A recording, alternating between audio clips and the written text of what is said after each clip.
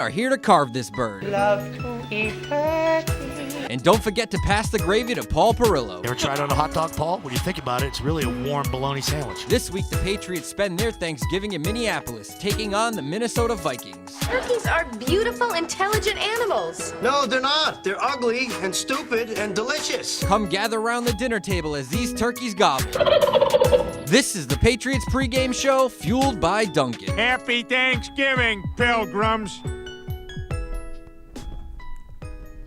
I heard tell of some wonderful Thanksgiving production last weekend, and I was not disappointed. Well done, Marine Matt LePan. Excellent. Welcome into the Patriots Pregame Show, fueled by Dunkin. As my father used to say, Happy Turkey Day, you turkeys. Oh, Dad. Every year I call my sister and give her drop it on her. Except I changed it up a little bit. I called her this morning. I said, "Happy Turkey Day, you bitch." Wait, I messed it up. Sorry. That's good. You changed it. I do. You I changed it up, and she thought something Hey, you else don't want was- to be predictable. No, You that's don't wanna right. Get in that rut. Get a she laugh. gets a kick out of it. Hey, I get a kick out of you, Mike Dussault, and you, Paul Perillo, for this Thanksgiving. I'm so swimmy headed and stuffed, and this doesn't. I don't feel right. I don't feel tardy. I don't, Matt. I don't feel well. I feel too full. Nope. I feel like maybe we shouldn't be here. I feel like maybe this is wrong. Is this wrong for us to be here on Thanksgiving? I feel Is this right or is this wrong? I think it's the fifth time for me. I know, I'm a rookie too, though. I feel stuffed. I'm gonna need a nap. I'm gonna have to lie down over there. I think for a little while, maybe take a little bit of a break. I actually did. I got one of my patented 5-minute power naps before I came down. Power. That's That my could do this superpower. one. Nap anytime. That sounds nice. I was up early. Me too. The last Thanksgiving game for my senior did not end well. Oh, They did not play well. how early did you have to be up? I was up about 6:30. That's Yeah. every day. Yeah, Well, it's pretty much. regular day, like a work day, not Thanksgiving. Do you day. sleep in on the weekends? Define sleep in?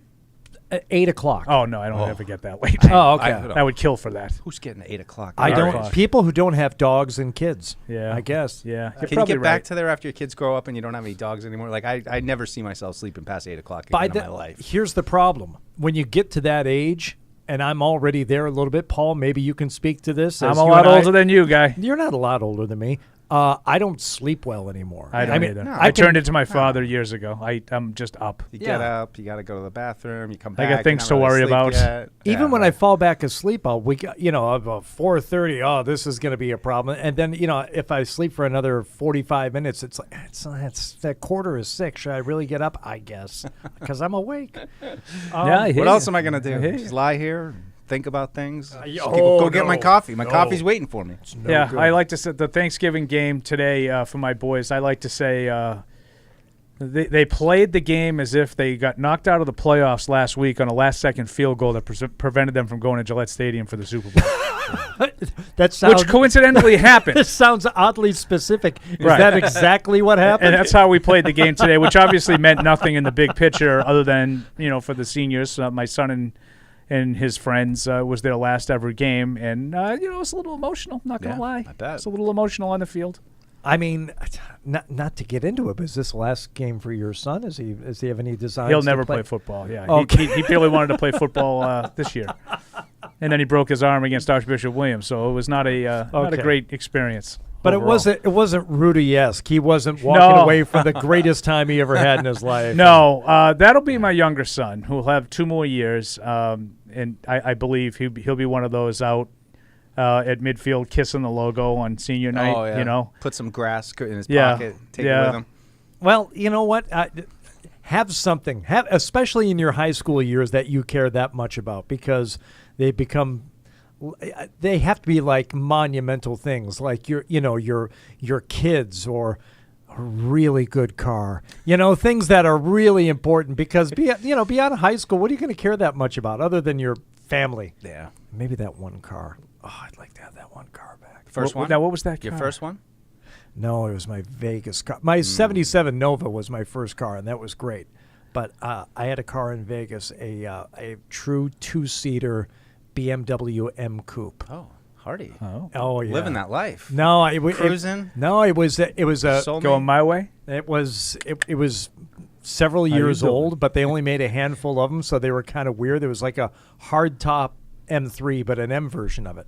It was referred to by my friends as the ambiguously gay duo car. Oh, because yeah, it was kinda yeah. I know what you're talking about. long hood, but a wide rear end. It kind of looked phallic. The ambiguously gay duo. I'm sorry, Matt. Did you want us to start the show? Are we on the air? Did you want us to start the Patriots? Guy, this is going to be a pregame long show? night. Do your thing. It's going to be a long night, guy. Okay, We haven't all even right. gotten into Jaws yet. We so got to work through relax. the turkey first. That's my thing. So, Imagine how much turkey you could get with $2,000 as opposed to the roast. We only have roast in the summer. okay. Only on the 4th of July. So why there was a roast, we don't know. But yes, that is an excellent, especially in 1976 dollars. I asked my wife how much the turkey was. I'm like, we got 10 people coming over, and A lot of bird. that's a lot of bird. And she got a fresh turkey, and that costs more. Oh, And she killed it herself, or yeah, exactly. there's a lot of them around. These Well, there days. are. Drive down the street, you got turkeys everywhere. You just What am grab I? one. I'm not Matt Light. No, I'm not that. $40. It's pretty good. I thought there That's was not bad. I thought there was like a turkey inflation, a turkey shortage, and all this stuff. And it was a Well, everybody ginormous knows it's bird. really not all that good, so they couldn't jack up Yeah. the price all that Probably- high. It's probably not wrong. Right? Yeah, the turkey. Sucks. All the talk of how turkey's overrated this week got to me, and I went light on the turkey today. I said I'm going to lean into the strengths. I love the mashed potatoes. I love the stuffing. I like the cranberry, a little bit of gravy, and just that. Now, where that's did you something- partake? Over at my sister's house. Nice. And I should say a shout out to my nieces, Cameron Lou. Hello. She said she's going to tune in tonight. She's very Nice. excited. Oh, I she like loves that. watching, so they said they're going to have us on the big screen. So Cammy Lou, Dylan, hello. On the big screen. I Saying hello should to not you. be on the big Wow. screen. Sorry. First of all, I'm dressed a like little I just scary. came out of the homeless shelter, so My I nieces don't apologize care. for that. They just like to hear their names on Big the- screen, though. I'm not built for the I know. big screen, Hardy. I'm not dashing like you two. Well, that you're wearing. first of all, I think you look like $100 as always. Thanks, and, guy. And second of all, I'm wearing the same thing I've been wearing all day, standing out in front of the fire pit look for a very lot of it. So Thanksgiving-y. yeah, I know. Your But little if I- fire pit going to what a beautiful day, Us too. too, yeah. did. In all Us too. seriousness, beautiful weather. a little golf in the morning, and You didn't play. I did play. So we get to the game this morning, and one of my buddies that I play with, his son plays too, and he takes his dog for a walk. He lives right down the street from Peabody Meadows, Hardy. I think you've played Great there before, course, right? Great course. Great. I'm not sure. Really but good course. He's walking around, and there's frost on the greens, and I was like, yeah, I'm out. Like there's nothing that could get me to play golf. And then come to find out, Hardy actually played today. I waited until He's a real golfer. Well, I played yesterday too. I played 18 yesterday. Walked and carried 18 yesterday. Ooh, how you feeling? I was a little sore. Walked and carried. Don't you even have a pull cart? Jeez. The pull cart. What am I? No, I don't believe in those. I've tried them before. They're just do you want to get into it? Let's get into it. They actually did a study. The Patriots? Oh, No. We're not going to talk about the Patriots sorry, game I until didn't we mean to. absolutely I have didn't to. mean to Maybe do that. until we go behind enemy lines. They did a study, Paul, of like calories burned and steps taken for somebody riding in a cart, using a push cart, and walking and carrying. Obviously, the steps are greatly reduced if you're riding in a cart. Right. Same number of steps for the push cart and the walker.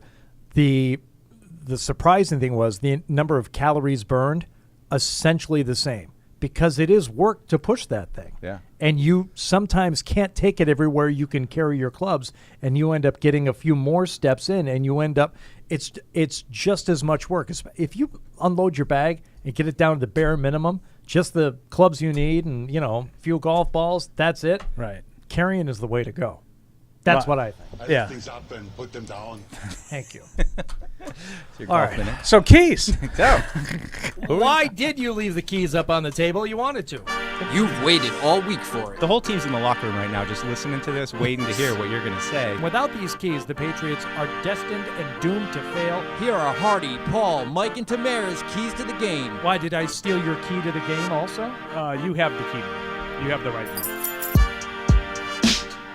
Speaking of Tamara, where is Tamara? She's coming. She hit some traffic. Yeah, Oh. she's coming in hot. She's coming in hot. Let me tell you something. The traffic, It's out there. Yeah. There's traffic out there tonight. I did not expect any. I got a little bit. So, all right. Keys to the game brought to you by Mike, Paul, Hardy, and Tamara. She'll be joining us shortly. Oh, my God. Right. Without these keys, Patriots doomed and destined to fail. They're listening in the locker room in Minneapolis right now. So let's lay it on them. Deuce, you're up first. Oh, cool. Well, I liked what you guys have said, and I was trying to change things up a little bit. So I very much agree with what your keys are. Mine tonight is, hey, let's get 2 touchdown drives. I don't know if it's going to be enough, but offensively, but it would at least make me feel like there was some kind of progress going. It probably wouldn't be enough to win the game, but that's where I'm setting my expectation, or my key to the game is, can we just put together 2 legit scoring drives over the course of this game? That doesn't include, of course, I hope that they get a couple field goal drives, and maybe they have some other drives like we've seen where they get stopped short and have to settle for other. But I just would like to see 2 touchdown drives tonight.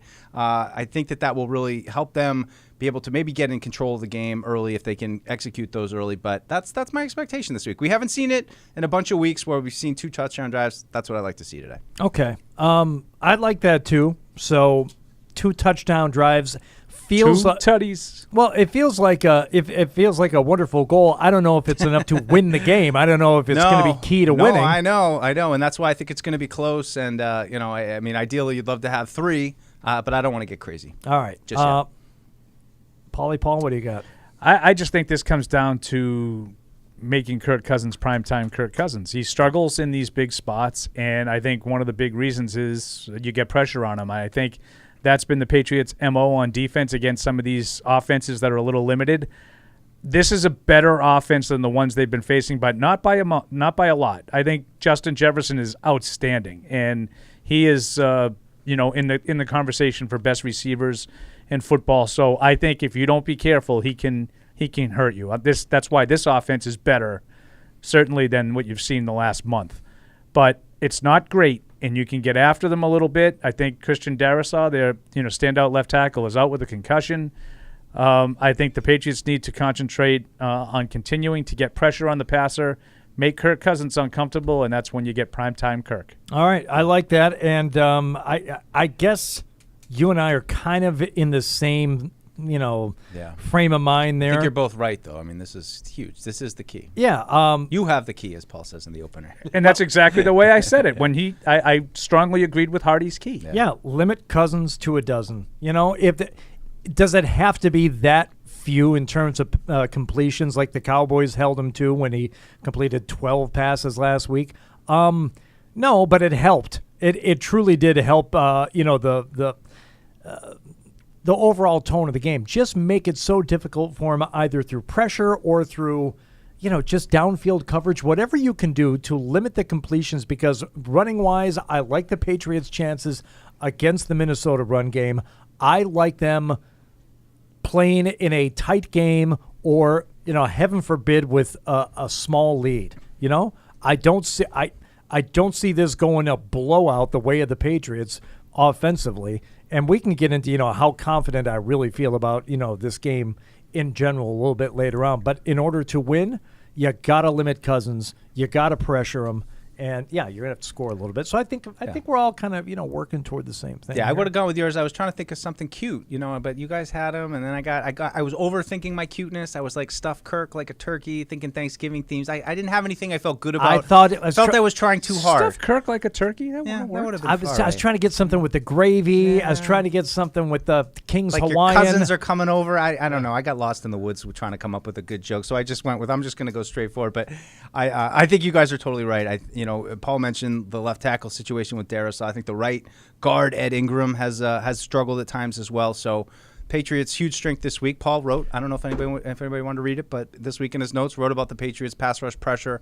It's been a huge strength for them, and I think that's totally where you can take the game over. Just get after Kirk Cousins early, confound him like you did, like he was last week in that loss that they had. So, we'll see. We'll see how much they're able to expose some of those weak links there along the offensive line. Coming in hot. And there she is. Just in time to give her key, Tamara Brown. It's almost like we timed this We timed it perfect. Like we just set up the landing, nice soft landing.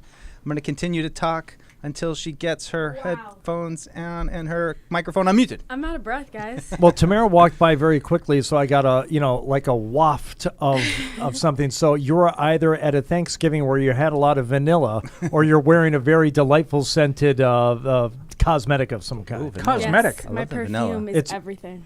Is there some vanilla in it? Mm-hmm. Okay, that's fine. I'm sorry. What'd you say, Matt? Okay. Well. All right, I'll make it quick. Oh. Okay. Okay. You will not make it quick. Okay. We don't want to rush you. Let's go Yeah. behind enemy lines. Let's do it. You know the view from New England, We go behind enemy lines. but what about the view from the other side? And that's why you're our favorite pregame show guest every year. You guys know you tell everybody that. Oh, yeah? I was on with you guys in 2018 Thursday Night Football. Yep. And I was told I was the favorite guest of the show. Nope. No. Time now to go behind enemy lines. My God, it's coming right for us! And for Behind Enemy Lines this week, we're talking with Dave Campbell of the Associated Press. Dave, you're on with Hardy, Mike Dussault, Tamara Brown, Paul Perillo. What's going on, Dave? Oh, I have to press the button. That's my bad on my end. Dave, my apologies. Can you hear us now? Yes. How are you? Thanks for joining Doing us. fine. And Yeah. happy Thanksgiving. To you as well. Just trying to make sense of this whole thing. It's not we're not in Detroit or Dallas, so it's a little bit weird to be at the stadium now. Well, count your blessings. Not that Right. not that Detroit is a bad place to be. I understand that. We were having this discussion on another show last week. It's actually a fine place to visit, but it's even better to stay home. So, my big concern for the Patriots this week, Dave, is that the Vikings are really smarting from that Cowboys loss, and they are in a bad mood. And the Patriots are coming in to play a team in a bad mood. Is that an accurate assessment of the Vikings this week? I think so. I think, there, as a team, football team, you want to be careful not to be so angry or so defeated that it works against you. I think, just it's a short week, so there's not much you could really pick up. But by being out the facility a couple of days, reading the room at least, it did sort of feel like the right kind of vibe that a team would be giving off if they're going to bounce back from a game like that. It's interesting because the Vikings were on the other side of that themselves last week when they played Dallas, because Dallas had just given up a 2-touchdown lead in the fourth quarter, first time in franchise history, and blew that game at Green Bay. And so they played a Cowboys team that was very angry. I think that definitely does factor in this kind of sport. And I do think, probably not the best timing for Patriots to catch them. On the other hand, it's a short week. Anything can go. I mean, with only 4 days, that could also, limit a team's, ability to regroup. And certainly, health-wise, it's sort of a wild card, certainly for both teams. But Vikings have a few injuries that weren't able to heal in time on the short turnaround. Yeah, Dave, I want to ask you about that, specifically the offensive line. I mean, what is the status there, and what is kind of the expectation tonight for who's going to be playing? Yeah, so Christian Darrisaw is out. Their second-year left tackle, been having an excellent year, had not given up any sacks until just last week. He gave up 2, and on the second one he had a concussion, had to leave the game for the second straight week. So there's a little bit of concern around Vikings facility about how long he might be out, but they're definitely going to err on the side of caution with the player, as they should, especially considering he's so young. So his replacement is Blake Brandel, and he played relatively well in the first sub situation when Darrisaw got hurt at Buffalo. Last week he didn't fare quite as well. Cowboys rush was sort of a different story.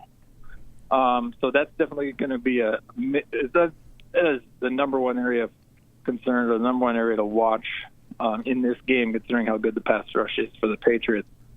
So that left side, they're definitely going to be probably helping Randall out here as they can with a double team there, here or there, or back, picking up a free rusher out of the backfield. On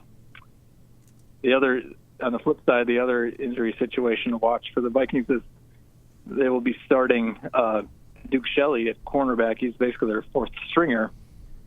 First three guys ahead of him are all out with different injuries, not serious long term, but they're unavailable nonetheless. So I know the Patriots passing game has really, been maybe unfulfilling bad. many times Bad. this You can say season, bad. But that's one for. I'm sure Mac Jones has that well on his radar tonight. I think that he'll have. And Patrick Peterson's had a great year on the other side, but opposite him, it's definitely a question mark for the Vikings. All right, Dave, only 3 points last week. Obviously, you mentioned your offensive line struggles, but considering the weapons that, Minnesota has on offense, was that a bit surprising, and do you see them matching up a little bit better against the Patriots? I mean, I would think so. Almost even just the law of averages. Certainly, it's one of those games that gets out of hand so quickly. You're automatically out of your regular game plan, Mm-hmm. and so all of a sudden and even within individual drives, a quick false start and a sack, and it's 3rd and 20. And Sounds so like the Patriots. It doesn't matter how good Justin Jefferson is. That's it. You're basically playing with one hand behind your back. So I would definitely expect to see a better, more cohesive game plan for the Vikings on offense today, especially if they are able to avoid falling behind by multiple scores early in the game. Dave, one of the things that we've talked about a lot this week is Kirk Cousins and the quote unquote primetime Kirk Cousins, and he hasn't been as good in some of the games in bigger spots. So, what is the thoughts in Minnesota about Cousins and his ability to win, sort of in the spotlight? Yeah, I think there's just much less of that narrative around him now. They have won a few of those, Monday night or playoff or big spotlight games, so it's like not this big for kind of elephant in the room. On the whole, though, there's certainly questions that remain about, him being your quarterback. As can he be the guy that you could trust and ride, deep in the playoffs and get all the way, to a Super Bowl? There's certainly many unanswered questions there. I think really, though, when you strip away, I think it doesn't matter what time the kickoff is. I don't really think the night games, the national TV games, are like such a big deal to him or the team. I think it boils down to, in those types of games, you're often playing better teams, and there are certain teams, Patriots would fit that bill based on the way some of their past matchups have gone and the way that their defense is playing this year. But there are certain teams that just give him and the offensive line that the Vikings had in front of him since 2018 a lot of extra problems. And if the defense is not making enough stops on the other side, it can make for a long night, or just at least a loss, even if it's on a blowout. So this would be a really big game, I think. Forgetting the fact it's on national TV, this is a really big game against the bounce back factor from how poorly last game went, plus just the fact that it's against such a good defense with such a good pass rush. Will be a really big, I think, telling performance for him and the Vikings offense. All right, Dave, we always ask our Behind the Enemy Lines guests to favor us with a score prediction. I'm sure you've made one, so who do you have winning? What's the final? Well, that's quite an assumption. I find that the less I predict or assume job over the years, the better. Oh, don't be a coward. Okay, if you haven't done one, come up with one now. I'll still give you one. Okay. Yeah, no. It's just almost no way this can be a high-scoring game, right? So I'm gonna go. I feel like it's a short week. I think the Vikings will give a much better performance than they did last week. I just feel like it's a tough matchup. They're missing Darisaw. I think it's too short a week to get bounced back. I think they straighten it out. I think they win the NFC North running away. But I think your Patriots fans on the air will be happy to say I think the Patriots will come in and win 19-17. Wow. I was not expecting that. All right. Well, Dave, thank you for taking the time, especially on Thanksgiving. We're all trying to squeeze in as much actual holiday time as we can before the game tonight. But so we doubly appreciate you coming on with us today. Thank you very much. Not a problem. Enjoy the rest of the Thanks, night. Dave. Thanks, There Dave. it goes. At Dave Campbell AP on Twitter.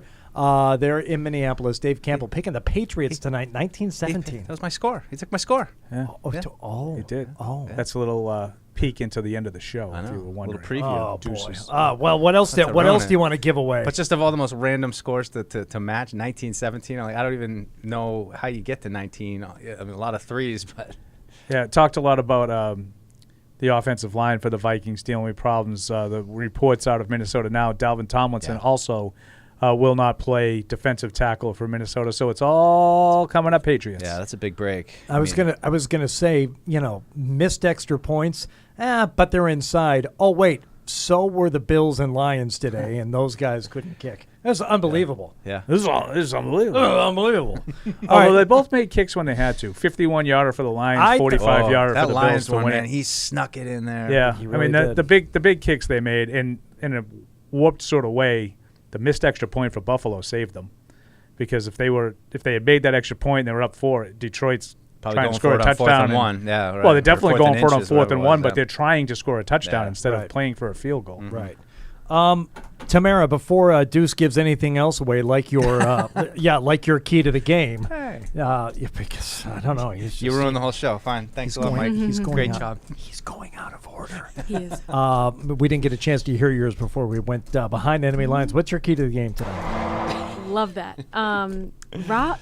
Rob the jewelry store. I don't want to see Kirk Cousins, since they're not traveling today. I don't want to see him in the locker room flashing his chains, dancing his team around him. I don't want to see that. I am unfamiliar with this. Is that a thing for him? It's a thing. Kirk It's a Cousins? Thing.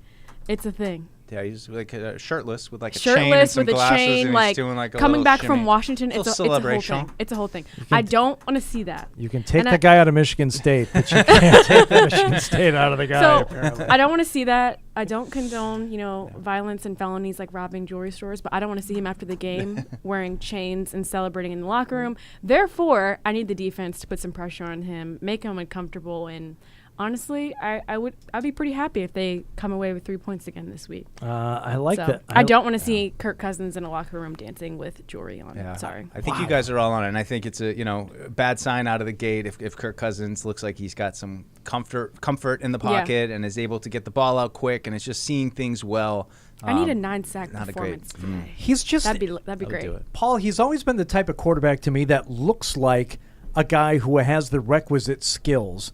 But, whether it's primetime Kirk or it's, a complete no-show against the Cowboys, which are a good team and a good defense, he's lacking that thing that makes him God bless him for getting 2 franchise deals in a row from Washington before he finally went to Minnesota. But For a guaranteed deal. Yeah, and he's for huge guaranteed money. He's exactly the type of guy I look at and say, "Yep, he can play. He can play, but he can't win." So can't win. Hardy, the way you said he's lacking that thing, we were talking about that. I think during one of our weekly shows. I can't remember about Mac Jones. Like, what's his thing?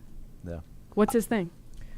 I think it's too early to expect that of Mac Jones. It'd be nice if we saw it, and if we saw it, we would be giving him all kinds of praise.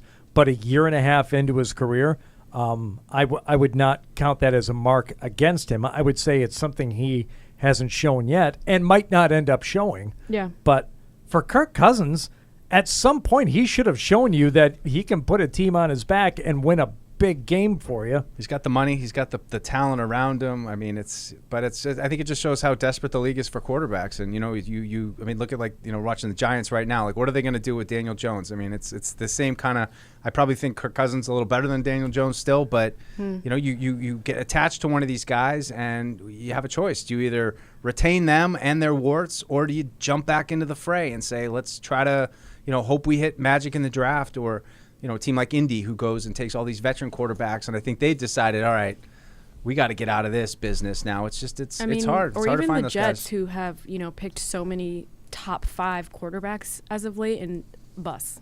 Yep. Yeah, I agree. All right, let's go to the phones here. We'll start with Pat in Agawam. Throw Mama from the Train was on 2 nights ago. I was watching it and thinking of you, Cousin Patty. What's going on? Nice. Happy Thanksgiving, everyone. Happy Thanksgiving. So I think if I said Happy Turkey Day, you bitch, to sorry, my wife, I think my balls would get a kick out. Not to your. I would never do it to my What about wife. your sister? I did it to my big sister, who was, just for the record, terrible to me for 20 years. I thought you were going to say not amused. No. Oh, no. She thought it was hysterical. She knows the She joke. must know it's your the humor. It's the same joke every year. I just changed it up this year. Normally it's Happy Turkey Day, you a-hole. Instead, whatever. Okay. You guys have such a All right, special so relationship. I'll non sequitur to a question. So, what do you think? Who do you think is a bigger threat in this game? And it's kind of the question I posed or said during the week. Like, I'm interested to see how they're going to defend Justin Jefferson. But you take Dalvin Cook, like a bigger key. Do you think Belichick looks at him and says, "Well, he can do it in the running game and through the air, so I gotta slow him down"? Or do you just think, I know Jefferson's that good? Like, if this were me game planning, which thank God I'm not, but he'd be the guy I'd be looking at to take out of the game. What do you think, Deuce? Yeah, I think so. I mean, I think the Patriots have had some good success rushing 4 guys and getting after the quarterback with 4. And I think, at least initially, I would start with that same kind of attitude because, I mean, I still, think Hawkinson is pretty good. I think Thielen is pretty good. So that's what worries me more. If they start running the ball and you get behind and then you're really worrying about, allowing them to run out, take control of the game that way, then maybe you adjust things. But I think just generally I'm going to start the game respecting the pass and hoping that I can get it done up front with, minimum amount of guys with maybe some of my bigger linebackers like Bentley, Tavai, without having to, really go heavy and put all the big bodies in there and try to worry about stuff. Because then I think you're really playing with fire as far as everything else. But with their tackle situation, you should be able to get after these guys before. Yeah. Pat, thanks for the call. I'm sure we'll be talking to you soon. I was gonna ask that in a different way, but I guess kind of open-ended like that. Who's the biggest threat today, Paul, from the Vikings standpoint? Justin Jefferson, to me, is one of the best players in football. I really think that. Now, it's different for a receiver because the receiver is reliant on the rest of the offense to get the ball. They have to give protection. The quarterback has to get the ball to him. So, if you say Dalvin Cook, I understand why, because you can just hand the ball to him and he can make plays. But Justin Jefferson is special. I was going to say, I've been saying Dalvin Cook all week. I just think because of their tackle situation and it being as bad as it is, as bad as, Dave said it was on the phone, I just don't know how well they're going to be able to pass the ball today. Now, obviously, if they get down 2 scores and they have to, then that's going to be a different story. But I just think that considering the Patriots' run defense against big backs, I wouldn't be surprised if I see them run a ball. Yeah, I think that's. Today. I mean, I think that's a good point too. Of they might try to protect themselves a little bit and try to stay out of long yardage. And I think the Patriots' run defense has had some struggles over the last couple of years. And I think everybody right now feels kind of like, I think the Patriots' defense is good, but I haven't seen them really go against a team like this that can go both ways. You've seen them against Cleveland. Where you had Nick Chubb. He's a very good running back, but they don't really have anything to pull you away from him. So, and then Jonathan Taylor was kind of hurt-ish. Oh yeah, so it's. No, it's. I think there are questions about the Patriots' defense, and I would understand Minnesota's approach like that. I just think at the end of the day, kind of to Paul's point, this game is going to probably be won or lost depending on how much Justin Jefferson does. I don't think they're going to beat the Patriots or. Without him having a significant kind of impact on the game. Yeah, I liked what Dave said about they were kind of playing their hands, like one hand behind their back when they're with the tackle situation happening and then going down 2 scores. Well, we know what that's like. He's just like, I mean, even with great weapons, that's impossible to be great. And I mean, it's the same thing with the Patriots. I mean, it's not looking like David Andrews is out there for early stretching, according to Jim McBride. I know there was some hope that maybe he had go. Evan is now, Lazar's reporting, Godney just isn't out there either. Patriots promoted Bill Murray today, who was formerly a defensive tackle, is now an offensive lineman. Right. Connor McDermott, who they just signed, has been out on the field working out too. So he's to the active roster as well. Right. So I mean, he could potentially just. So I mean, you really might not know exactly what you're going to see out of the Patriots offensive line today. I'm guessing Andrews isn't going to play, but Great sign, though, that he was out there this week. And, I mean, maybe that's a positive sign. He can be ready to go because if he was out the rest of the season, I think they would be in deep, deep trouble. Any more clarity on that around here this week in terms of what? I don't know. We respect. No. I mean, you remember we were talking on the show. We thought it was a broken femur. Literally, if you went and asked Bill at that right now, he'd probably be like, "What am I, a doctor? Yeah, I know. Am I a doctor?" No, I didn't. I did not mean in any way that Charlie horse. Anybody asked Bill, because that's an exercise in futility. But for him to be as hurt as he was with it was weird. Yeah, he didn't get contacted. The on way the play he came was off strange. the field was like bad, and then to find out that he has like a contusion, you're like, that's that. Yeah, and I'm not diminishing it, but you're like, that's it. Yeah. Well, I mean, That's like the same with Matt coming off the field. Yeah, I mean, like that's it. It's. I mean, he had a sprained ankle, and you're looking at him, and you're like, he might never play again, like the way he left the field, and especially the way watching the play over and over again. Like, where does it happen? It's tough. I couldn't tell. He kind of gets out in space, and he seems like he's trying to set up a block, and a couple guys kind of bump into him, and he spins around and falls kind of funny. I mean, it definitely didn't look like, at watching it again, like I think he broke a bone or had that kind of an injury based on that. But it was hard to tell where the contact was even made. He just kind of spun down to the ground. I'm not sure. But I do think it's a good sign that he's there. Yeah. And even if he doesn't, we'll find out shortly officially who the inactives are. But even if he can't make it tonight, the fact that he's there tells you that at least they thought it was a chance. Well, he was upset, from what I understand, that it got reported night after the game that he was going to be out for this season. Yeah. It was Schefter's report, and he was not. It was Rappaport. Yeah, he was not happy about that for multiple reasons, but one of them being, I think he knew then there was no way in hell he was going to be out for that length of time, or at least it didn't seem that way then. So I know Zoe was all over it, and he had it right from the start, and it looks like he had the accurate information. Yep. Rob in Melbourne, Australia. Hello, Rob. Thanks for joining us here on the Patriots Pregame Show, fueled by Dunkin. What's going on? Happy Thanksgiving, everyone. Thanks, you Rob.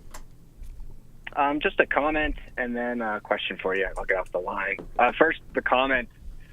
I know you guys hate the night games, but we love them over here in Australia. It's going to be a 12:30 kickoff on a Friday. We called in sick. My best friend, who's a Vikings fan, coming over, and we're going to sink a few dilly-dillies for Paul there. Nice. Dilly-dilly. Let's put another shrimp on the barbie.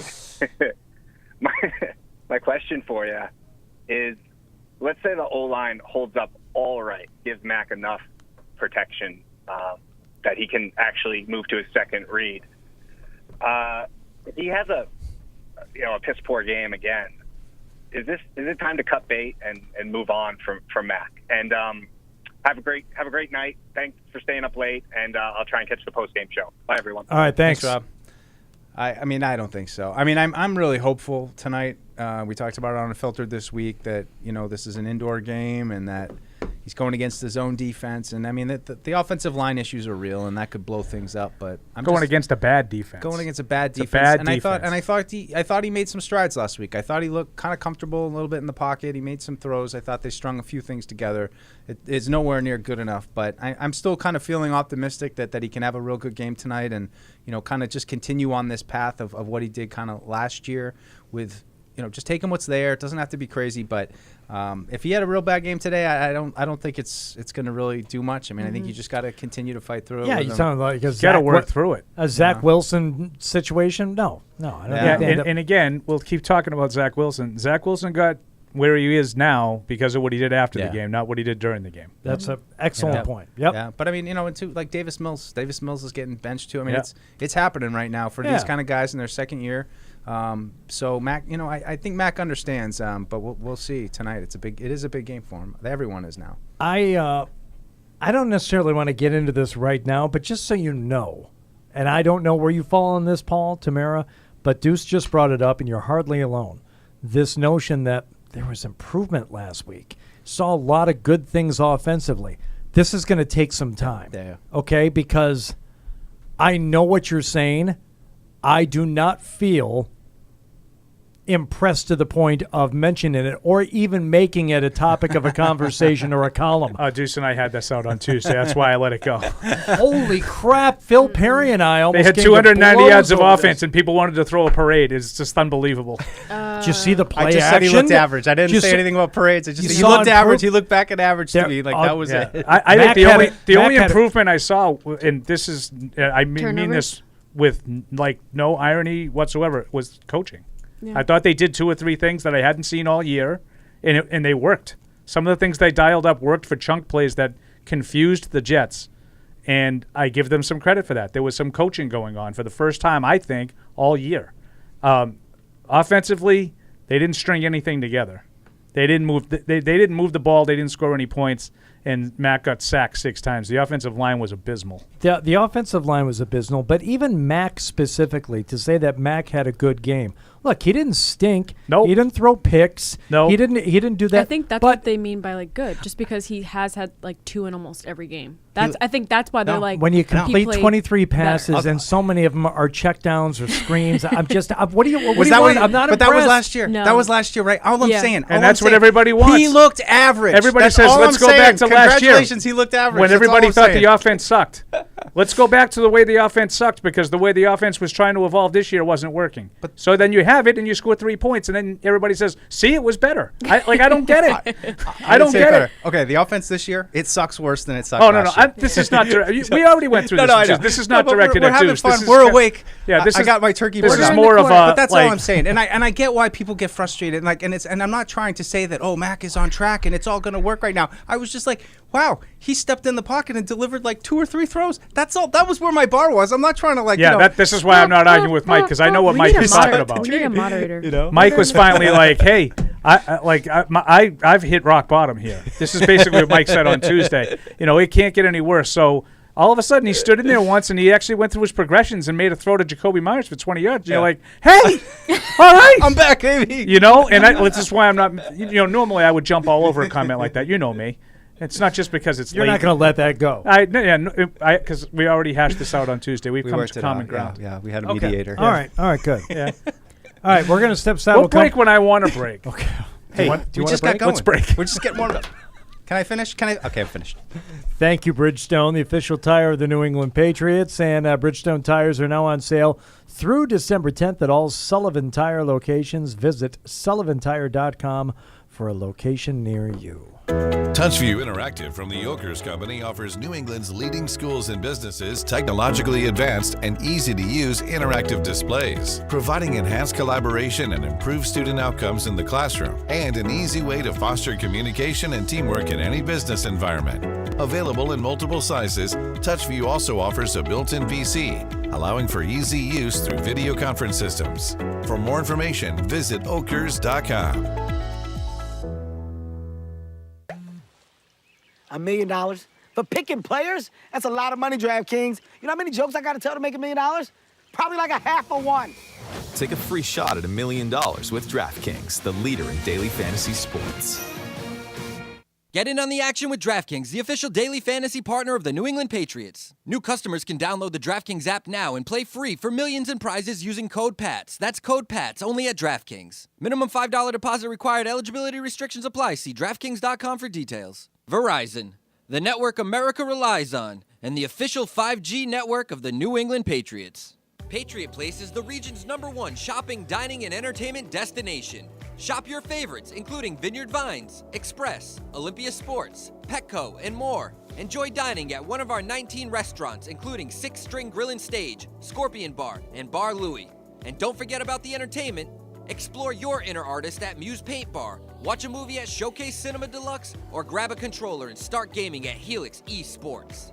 For a complete directory listing, please visit patriot-place.com. In sports, if you think joy only happens after you win, think again.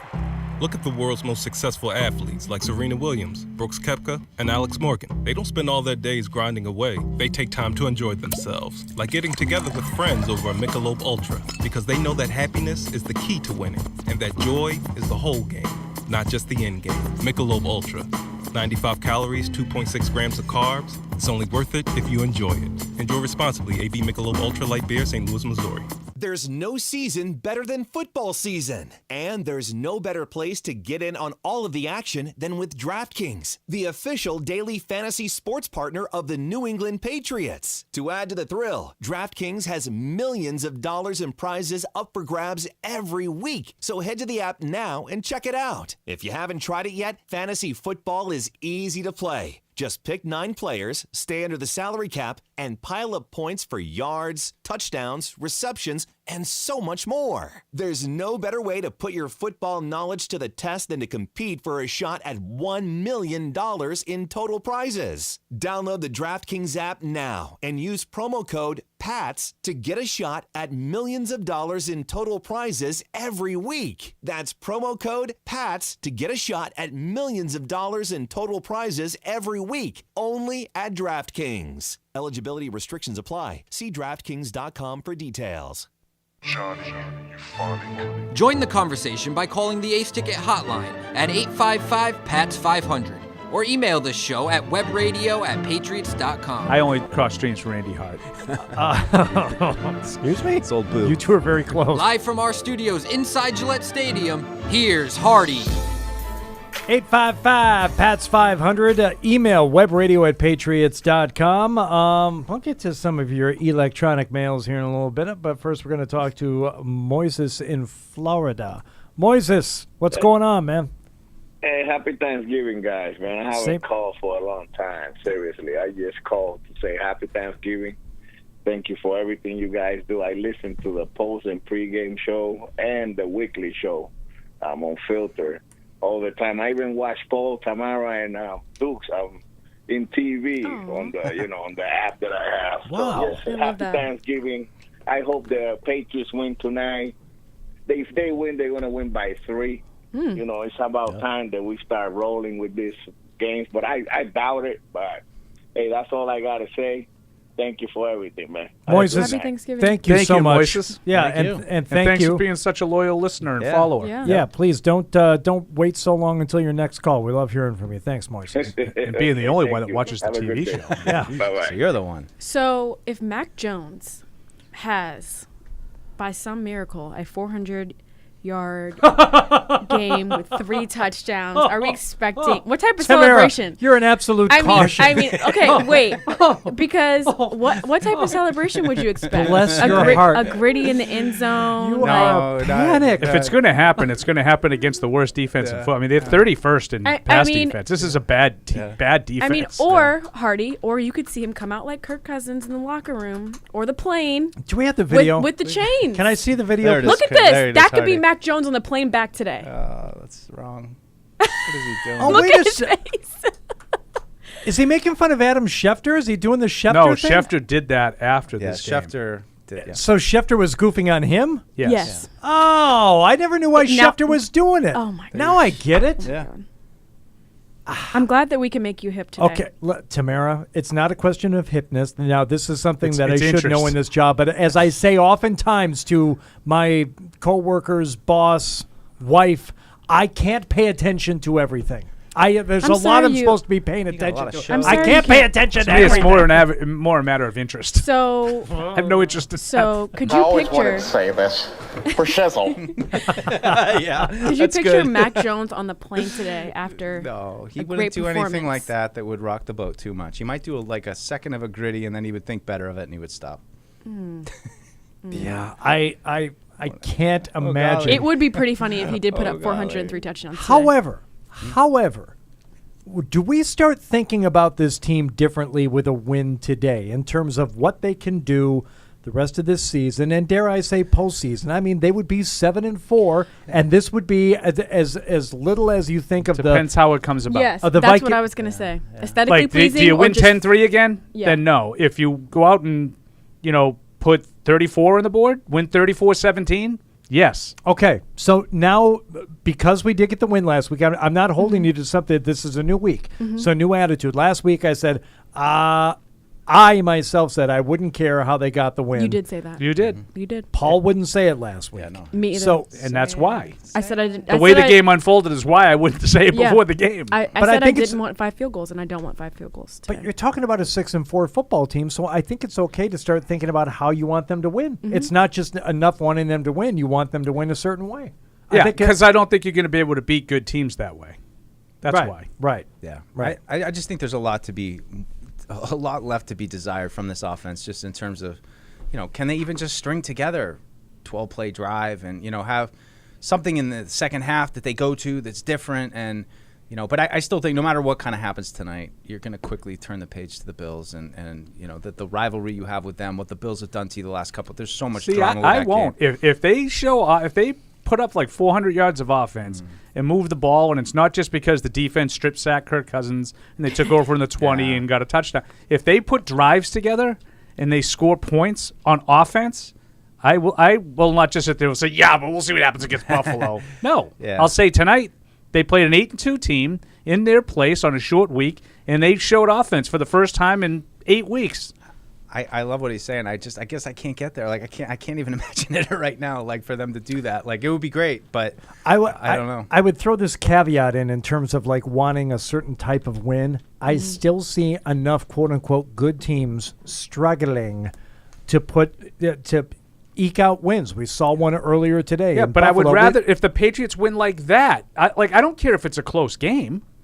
But that was a good win. They moved the ball at times. At other times they didn't. They stopped the Lions at times. At other times they didn't. It wasn't just one side of the ball was dominant, the other side sucked, and you outlasted the team. Like, I don't mind if they win 28-25. I'll take it. Okay. It's better than 10-3 on a punt return. Yeah. I called it lucky on early edition last night, and how dare you? I said it was lucky. Not lucky. Should have been a tie. Does anybody It should have honestly gone to think overtime at the that very they would least. that anybody would have scored in overtime without the virtue of a turnover? Tamara said it at the beginning of the second half on Sunday. Does anyone think this game ends in a tie? Yeah. And I was raising my hand to nobody. I didn't reply to your tweet, but I'm like, yeah, I do. It's looking like a 3-3 tie. I actually did a poll, and I want to say it was close. I'm going to pull up my results. Okay, you do that. We'll I'm gonna grab pull my another phone results. call here. We'll talk to Josh in New Jersey on the. Oh, okay. 60 people voted. 62% said no, and 38% said yes. It's a big sample. The no's have it. Okay. Josh in New Jersey, what's up? What do you got for us, Josh? Hey guys, happy Thanksgiving. Thank you. Same to you, Josh. Yeah, I'm I guess the old caller of the show. I used to call back when it was Paul, Fred, and then there was this other short guy that used to Big head. be Randy? a little bit aggressive. I think his name was Andy. Yep. Randy. Big head. Whatever happened, to Andy? No one's ever heard from him Yeah, since. it's out of the business. And while I'm excited about my future at Dighton Rehoboth. Yeah, That was the first time he left. He's got an acreage. He's got some farm equipment. He's doing his own thing. Boats. Oh, nice. Okay. All right. So in this game, do you guys think we're just gonna, lean on the defense here, or do you think the offense can kind of get going a little bit? Like to believe the offense could get going. I mean, that's kind of what we've been talking Yeah, about. Josh, I think it's imperative for this team if they want to have something beyond a winning season. And look, there are plenty of people pick them to have 7-8 wins, right? Maybe not the majority, but there's a lot of people. Winning season would be great. Even making the playoffs would be great. Paul is encapsulated this nicely. You're not going to be able to beat good teams and only score 10 points. Yeah. It's just not and so. I think that, 3. too. I think in this game, I didn't even give them the 3. In this game, I think they are going to have good field position because the defense is going to get turnovers. I feel like I'm feeling it in this game. They didn't get any last game, but I feel like they're going to get some this game. But I do think this is a game where the offense, I'm putting in this in Jacoby's words, can find a way to stand on their own. So I think it's possible. Today's the day, especially with Paul said, like you mentioned, their what did you say, their 31st? Terrible defense. Yeah. So I think today's the day where terrible you can. defense indoors in a short week. Yeah. If not now, when? Yeah. Yeah. I mean, it's just the offense has been below the bar of acceptability. I mean, there's just been nothing there, and it hasn't really shown any signs of life. So signs of life would be great. Tony in Canada now on the Patriots Pregame Show, fueled by Dunkin. Tony, what's up? Hey, guys. Everyone's wishing a happy Thanksgiving, so I'd like to wish you guys all a happy Festivus. Well, that's not until, December 23rd? Oh, it's Christmas. That's right. Okay. Well, I'll hold on to that joke. I'll get back to you on that. Okay. All right. Yeah, it'll be good. Next time. I'll laugh. I'll laugh when you tell it again. All right. Thank you. I guess the question I wondered about is that why do you guys think that the Pats offense has been struggling for so long, especially in the red zone? It seems like all of this year and last year, they just couldn't figure it out. And now it's getting worse than ever. In fact, I don't expect them to score touchdowns in the red zone. I'm hoping that Nick Folk just hits the field goal. So I'd just be excited if they got to the red zone. What's your suggestion here? What do you guys think they have to do to get that straightened out? I think they got to find a bunch of plays that they know how to execute. The offensive line has to be better. Yeah. The passing game has to be better. Both the receivers need to get somewhat separation. Quarterback needs to get in rhythm. The play calling has to improve. The running game has to improve. Everything has been a nightmare on offense. Yep. Mm-hmm. Everything. That's what makes it hard because you have so many things to correct. Right, and even if you fix so the likelihood of 8 that out of changing 10 this year is probably not really that good. I would say on a consistent basis, that's unlikely to happen this year. Yeah, I mean, you might do it a game or two, like you have a good game, but I can't imagine the last 7 games all of a sudden they're going to be like a dangerous offense. I mean, we've been watching this since early August. This is how it has looked the whole time. They string a couple plays together, and then they go stagnant, and there's mistakes, there's penalties before the snap, there's guys taking sacks, blowing blocks. I mean, it's just take your pick, and that's what's hard to see it like, well, maybe tonight, all of a sudden, for the first time in 4 months, it's all going to come together and work. Yeah. And it could happen in a game. Like I don't dismiss that. Like tonight, they could look a lot better offensively. Yeah. I don't think it's realistic to expect them all of a sudden the last 7 weeks. Wow, they look like Kansas City out there, like just throwing it all over the yard. It's a leap. By the way, I just looked it up. Festivus existed before the Seinfeld episode. Really?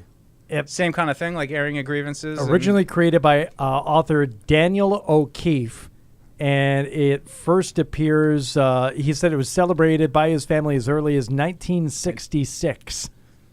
So this was something that he and his family did. And then he kind of brought it to the Seinfeld thing. Was it a lead pole? Is that what it is? I believe it was an aluminum pole. Aluminum pole? Yeah, you familiar with Festivus, Paul? Lead pole. It's a Festivus miracle. That's right. That, yes. A Festivus for the rest of us. That's right. Feats of strength and the airing of grievances, which has become a sports talk theme now. Every year, whoever is working. Let's face it, we're not all that creative. No, but Isn't that what sports talk is? Just airing of grievances right.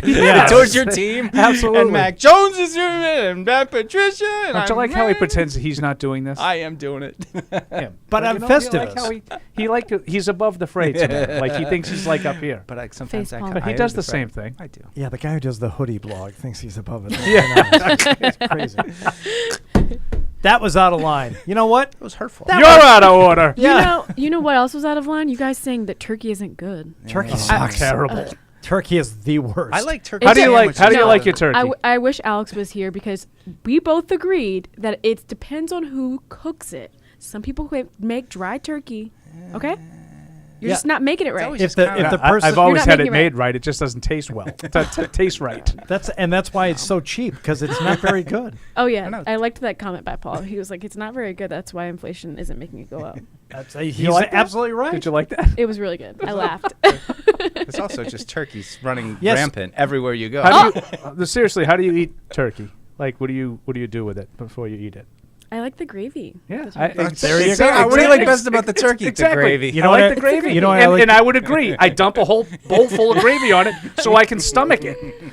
That's why I eat it. Do you know what? When I get a filet mignon, I don't touch it. No. Exactly. That's fair. That's right. I don't touch it. That's fair. Not even A1. Just eat it right. The right way. That's it. Inactives are out. Give them to me, kid. And I'll give them to you real quick, and it's not good news for David Andrews. Isaiah Wynn, Kevin Harris, Sam Roberts, Josh Bledsoe, Sean Wade, and David Andrews. So, not terribly unexpected. He wasn't out there for the pregame warm-ups, as we had mentioned. But maybe next Thursday against Buffalo. wouldn't have traveled if there wasn't maybe at least an outside chance. Yeah, and the Vikings, Dalvin Tomlinson, obviously, we had that report earlier. Christian Darrisaw, and the two cornerbacks. Andrew Booth is one of them. I can't pronounce the other gentleman's name. Evans is his last name. That Dave Campbell, our Behind Enemy Lines guest, talked about the two corners. It's basically the third and fourth corners, so it's putting some stress on that depth in the secondary. That's another reason why I think this might be a chance. You know, you're missing a big guy up front in Tomlinson. They might be able to run the ball a little bit, stay in manageable situations, and throw the ball. Against the secondary that's 31st in the league. Again, if not tonight, when? Yeah, and just looking at the offensive line, then it's probably going to be Trent Brown on the right, Yadni Kajust on the right.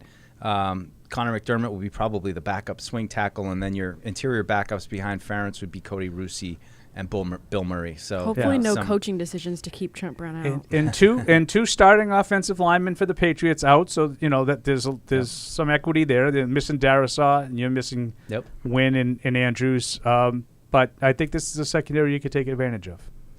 Got to block up those outside guys. Yeah. So Darius Smith and Daniil Hunter. You need to be cognizant of those two guys. Have I missed something major on Isaiah Wynn? His foot. Yeah, so he's got he a left foot. last game. He left last game with an injury. Okay. So, all right. Yeah. Do I think it's major? At this point, I don't know. I don't know. He hasn't. They said he was going to be out for a little while. Yeah, less than Andrews. Like the initial thing. Good news. It's just whatever. All right, Sam in New Zealand. Hi, Sam. What's going on? Hey guys, happy Thanksgiving. Thank you very much, Sam. Appreciate that. Alrighty, so my question is, if you could change one thing about the offense, and this can be coaches, plays, or a specific position, what is one realistic new aspect of the offense that you'd like to see? Are we talking for this season, or are we talking about maybe going forward? I'd say going forward, because I doubt we're going to get much this season. All right. Going forward, I'd like to have some offensive coaches. Yeah. Is that asking too much? It's just, how about it's hard to say that without being snarky. I would like an actual offensive coordinator. Yeah. That's it. And I'm being That's all dead I serious. want. I'm not trying to be snarky at all. No. Yeah. If you want to keep Matt Patricia as the offensive line coach, that's fine. Just give him an offensive coordinator. Yeah. Yes. Yeah. And I would say almost offensive architect, somebody who has a plan and knows how he wants to put it in place and what he wants to do in certain situations, and it's established and he knows what he wants. Coordinator, architect, give it a name. Boat drinks. Yeah. That's what I'm talking about. If anyone picks up on that one, I will be very impressed. Sam, thank you. I had to have been paying attention. Thank you. I said boat drinks. You were boat doing drinks? Boat drinks. You're doing fantasy score tally in 19. your head? I bet Deuce had 19. I bet Deuce from that stiff. I'm gonna guess that Deuce has seen the movie. I don't know. Andy Garcia. Things to Do in Denver When You're Dead. No. Yeah, okay. I didn't see the movie. Okay. All right. I can't believe that's even a movie. Yeah. I know. That just sounds silly. I've never even heard of the movie. You don't like that I'm with Junior. Well, it's named after. It's also. Junior. I want to be young. I want to pretend I'm young. It's also I the name be of like you. Of a Warren Zevon I want to have my song. whole life ahead of me. Oh. Can we tell you about Warren Zevon? Are you going to put me to sleep? No. Thank you. Werewolves of London. You've heard of that song? No. Yes, you have. All right. Kid Rock. Kid Rock. Have you heard of are you familiar with the awful Kid Rock song, the Summertime I don't think that's song? an awful song. It's an awful song. Why? Is there no angst? Well, first of all, he rhymes, we were trying different things. Yeah, we I were do. smoking funny things. You know what? That's a hell of a wow. You know what's funny? Awesome. That has always bothered me, and the fact that you bring it out, you just expose me as a fraud. Plus, the song samples two different songs needlessly, Werewolves of London and Sweet Home Alabama, which is a sneaky bad song that I can't believe people still listen to and celebrate at this point. That's just for other reasons. But Marine Matt, living the hip-hop lifestyle. Oh, yeah. Kid Rock, Summertime. Back here thinking about it, no bueno, man. It's terrible. It's terrible. I don't It's like awful. you. Okay. You don't like me? You don't like Matt? No, I can't say it to Matt because he could kill me. You don't like either Well, one I of do us. rock with some Ball with the Boss still. With the ball. Oh, with the ball, the bang, diggy. Devil Jim Without a song. Cause is a perfectly acceptable, fun. I didn't rap say it was rock the album. same as that stuff. I mean, obviously it was a sellout. Right. Yeah, Like, but- This I is mean, I like get my that. wheelhouse. That stuff is fun. I think when that's this a fun happened. song. The summertime song is crap. I don't like the thing in the thing. Yeah, like I kind of agree with you on that. It's like You want to be a cowboy? what's baby. like you? That's the other one, right? He's gonna really be mad at me now, but No. like the Ariana Grande song Oh no, I that got has Iggy Azalea in it. Okay. The rap by Iggy Azalea is like she says "you" like 7 times. Like, Oh. just give me a little bit of just a modicum of effort is all I'm asking for. Right. Like I listen to some rap songs and I'm like, my God, they're like ridiculously gifted poets. I'm being dead serious. No, when you I- listen to some rap, Yeah. some of these guys are ridiculously creative. Right. And then you have Iggy Azalea say, without you, like she rhymes "you" like after 5 sentences. Give me some effort, Iggy. Yes. That's all I'm asking for. And that's a really good song by Ariana Grande. He's not wrong. I love it. And you picked up on like one of the songwriting things. Marie Mack can back me up on this. Whenever you hear somebody in a song saying the words "you know" or "because you know," you're just filling up syllables. You really Right. don't have anything to say. Take 2 minutes and come up with something else to fill that space. What rhymes with orange? Talking to you, Orange door Iggy hinge. Azalea. What you say? 4-inch door hinge. Straight up from the Eminem article. Wow, how about that? Yeah, be careful with the Eminem stuff. I mean, That'll come after. Eminem is so gifted that he rhymes like 3 times in a sentence. Like within, like it's not even like a verse. It's like within the actual line. He rhymes multiple Don't times. get him going, Paul. He's gonna get all hot I'm and bothered. being- He's got to produce a show I'm being right now. serious. I know. I'm serious too. Listen to Biggie. Biggie doesn't waste Ooh. any syllables. I love Biggie. Right? I mean, Christmas missed us. Right? Like beautiful. I mean like I know you think I'm kidding. I'm not kidding. I'm not kidding either. I would much rather talk about this for the next 45 minutes. We probably can't, but escargot, But I'd be all right without you. Escargot, my cargo 160 swiftly. Wreck it by a new one. Oh, he's Your crew run, run, Wow. run. spitting right now. I mean, it's It's a are. good song. poetry. It's poetry. It's like ridiculously creative, Except for you, Iggy Azalea. except for Iggy. You know, you, Michelle. in I got South 99 problems, but you won't be one. Like what? Whoa. Whoa. Easy. Michelle, out of the woods. What do you got? Hey. Hi. Hi. Happy Thanksgiving. Happy Thanksgiving, Michelle. Sorry. I was playing cornhole. Don't do it. Michelle's like my new favorite. I know. Don't, Michelle. We had a very unruly dog brought to our house for Thanksgiving today that got my dog all wound up. I was thinking if Michelle were here, she would get both these dogs in line. I would keep those dogs in line, and I would have made that dog leave my house. Yeah. It was, but whatever. Good friends. Whatever. You know, it's fine. Bring the Whatever. dog. Okay. So, how is everybody? Really good. I'm Good. Yeah. What do you think is going to happen tonight, Michelle? Digesting. Well, boy. Well, I did a podcast earlier, What? and I did a podcast earlier, and everybody at the Thanksgiving I was at, everybody took Minnesota but me. Oh. So I'm gonna go with the Patriots because I think once again our defense is gonna win by a last-minute turnover. Oh, And all right. I say Well, that, Tamara likes him to turn the ball over tonight too.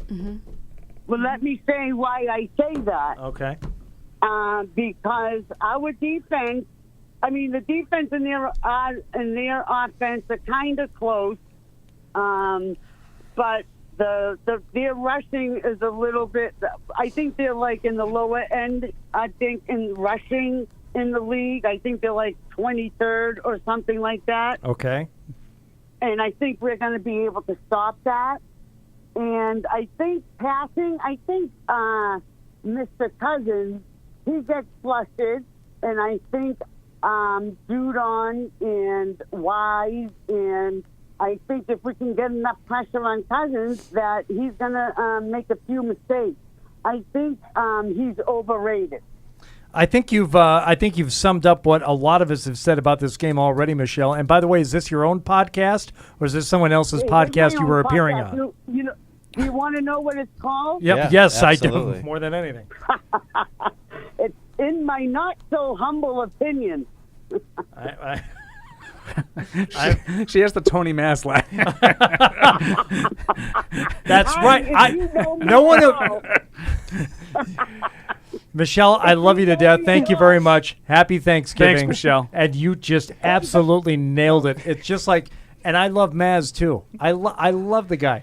No one thinks Maz is funnier than Maz. Right? And I think good, right? I think Michelle is. It's something we should all endeavor toward. I think she enjoys her own company. She's great. She's great. I but enjoy I think her other addition to the show. I mean, I think other people enjoy her company too. I love hearing from Michelle. That's great. It's like a little taste of home, that voice. Like, it's just, I don't know what it is about that, but everybody knows. If you don't know Michelle personally, you grew up around. Like, sure. That woman worked at like the Packy or the gas station in your town. Like, yes. You know that woman. Everybody yes, does. Absolutely. All right, let's get to Eldred in North Carolina. Eldred, how are you, my friend? Good to hear from you. Happy Thanksgiving. Happy Thanksgiving to y'all too, and Tamara. How y'all doing? Good, thank you. Good, how are you? I'm doing pretty good. Okay, you're before you start, you're a Southern guy. Do you eat turkey on Thanksgiving? Yeah, I'm a Southern guy, right? South Carolina born, but live in North Carolina. So do you eat turkey on Thanksgiving? Yeah, I cook it. I've become a family cook with the turkey and the pies and banana pudding and stuff. Ooh, banana pudding. Oh. Yeah, we do a family gathering since our parents, like I said, my parents, like my dad died 4 years ago, my mom about 2 years ago. So we always get together for Thanksgiving, and kind of funny, but Christmas too. So we just alternate houses. My sister's house and my house. Got 4 of us, but we only 2 houses they ever use. There you go. Well, listen, I'm glad you're able to get together with the family. I also hope you heard our music discussion because Eldred has some great musical taste. Queens of the Stone Age, they don't waste any lyrics either, Eldred. But what do you got on the game tonight? Well, I'm hopeful. That's all I can say. I'm like Paul. I have to see it first. You know what I mean? So, but I got a question for y'all. I'm gonna take it off the air because I'm driving in this a lot of traffic and stuff. If the offense put up another anemic performance, do you think it's time for Bill and Mr. Kraft have a talk about finding some kind of other solution on offense? Are you talking about from a quarterback or a coaching perspective? Both. Okay. Well, definitely not from a quarterback perspective. Yeah, I cannot see Robert Kraft stepping in and telling Bill who he has to play. But after the season, yeah, about the offensive coordinator situation, the structure of the coaching staff, there might be a conversation. Are you sure this is the right thing, Bill? Yeah. I think it's a legitimate and completely appropriate conversation to have. Eldred, thanks for checking in. Yeah, that I think is possible. Happy Thanksgiving to you too, Eldred. I just don't know how you can watch what they've done over these games and not real. Like, Bill Belichick's watching these games too. Like, he's got to be just as upset with how this is going as we are. I mean, there's no way to sit there and say, oh, well, actually, we're really making strides. Like, there's none of that right now. I don't think any of that kind of oh, well, if you really put on the film, you'd see. I mean, I think everybody knows that this has not worked in any capacity since the summer. So I don't know. I just don't know what the answer is in season. I don't know that there's something, like Paul said, like they're suddenly going to find it. I mean, there's always a chance that they could put together a good game. Could they put together 2 good games? I mean, that might be asking way too much more. 3 games would be what they call a streak. So I have a question. Do you think that this summer was enough time to build a game plan? Because it's like, do you just try it for 1 year? It doesn't work. You just toss it. I don't know. I mean, that's a great question. It's like, do you give it time? Like, how do you, and I don't think that you don't want to be rash. I mean, if you really believe in the changes that you were making, it hasn't worked. Like, I mean, I understand there's some changes they probably see as necessary, but at the same time, you talk about all the zone runs they did this summer, and was that wasted time? Like, were they just kind of wasting time? There were plenty of practices out there that, looked like they didn't really get much out of it. And Mac was frustrated, and then my next question is: would you promote from within, like someone like Nick Caley, or would you go out and find another one? I mean, I would probably talk about going out to find somebody. I mean, we talked a little bit about Nick Caley this week. I feel like he's going to be gone after this year. So, and I don't do we really think that it would be that much better? Different if you but promote Nick it Caley, from I love within? Nick Caley, but I mean, maybe it would be, but I have no concrete evidence or reason to believe that Nick Caley would be able to do, like everything will be fine if Nick Caley was doing it.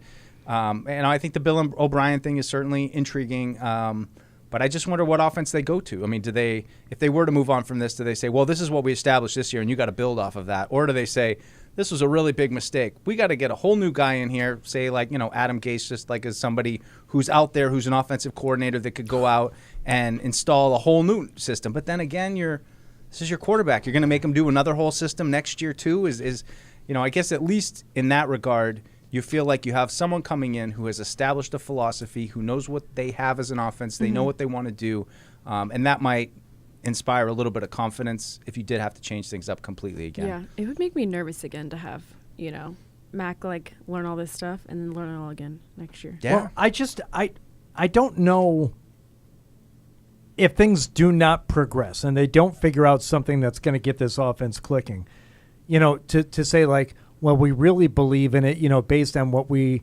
talked about and came up with this summer. Who? The offensive geniuses that are Matt Patricia and Joe Judge? I mean, if it were another OC who had come in here or somebody who had proven himself and had some offensive, credits on his resume, I could say, yes, we should give it another year. Yeah. But Right. it's I'm not saying it's like me coming up with a game plan, but it is. They need offensive coaches to come up with game plans because it's not just coming up with, the plays and calling the plays. There's a sequence to it. There's a design to it, and based on, this is kind of dangerous, but based on circumstantial evidence with like Kendrick Bourne in the off season, there may have been some questions if they were even installing it properly. The stuff that they were trying to install. So I just think that they need some help. If you want to ask Matt Patricia and Joe Judge to do something they've never done, you have to provide them with some support. Right, Yeah. right. It's almost unfair to ask them to do it on their own. And it's like, well, they might have ideas. The hell, I got ideas. Yeah. Feed the mayonnaise to the tuna fish. That's an idea. Doesn't mean it's going to work. Hold the phone. Tuna in minutes does work. I can put it right in the can and mix it in. Call Starkist. I liked the way what Evan talked about this week and saying that they did the full house formation, got the big chunks, and then went back to shotgun and then did nothing. Yeah. And so it's like it was almost like they just pulled plays out of a hat. Yeah. And it's like, I think that is probably the difference between someone who's like learning how to call plays versus someone like Josh McDaniel who he knows how to string plays together, and it wasn't like random, like, okay, let's try this, let's try this, let's try this, let's try this. Like he had like a full sequence that flowed.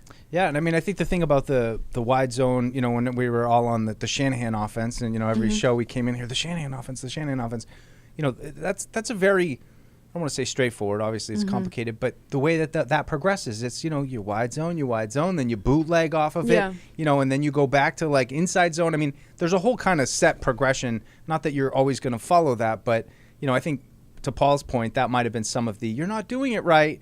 Is like, well, you can't just install a bunch of wide zone and then not build off of that. So I don't know. I mean, everybody's an expert now on gap runs and zone runs, and a year ago, no one really gave two craps about what was what in regards to that. So I don't really care all that much. It's just it hasn't worked. It hasn't been consistent. The only thing that's been consistent is how inconsistent it's been. Going back to the first few practices. I mean, any practice we watched, we came off and it had like that one play down the sideline to Aguilar, but after that, they couldn't string three plays together. That's what's troubling. It's looked the same, and there really hasn't been progress to this point. And here we are, Thanksgiving. Do you think that there hasn't been progress to be able to string things together because you did have to kind of stop halfway through and put a different quarterback in? You're kind of like, well, I can't give him what we built on with Mac Jones. I got to change it again for 3 games and then go back to. Yeah, sure. I mean, I don't think it helped. It certainly didn't help. It didn't help that Mac got out of the flow of it, and and it also. I mean, you talked about the offensive coordinator, and I think any new offensive coordinator this year, if they hadn't coordinated an offense before, there would be some. All right, this is but I don't know. A play call is always something. Oh, I can't believe they ran it there. They should have passed it. I don't know. I never really got too hard into the criticizing the offensive play calling, But overall, it's just you can tell when it's not working, and by any metric, it's not working right now. Do you even watch the offense? You're just so keyed no, I in kind on of the zone defense. out. Yeah, Deuce is the opposite of 90% of the football watching world. It's like D. He I like loves the big D. defense. I do. Our defense, but our defense is so fun to watch, though. It is like now. watching Judon. We'll see you next week. No. You see Uche obviously getting better game by game. Like Lawrence Guy, Dietrich Wise. Like they're just so fun. It's to fun. watch. I mean, Duggar was great too, last week. I mean, hitting and. It's but again, I like to go back to that other point I made earlier was just like that the big D.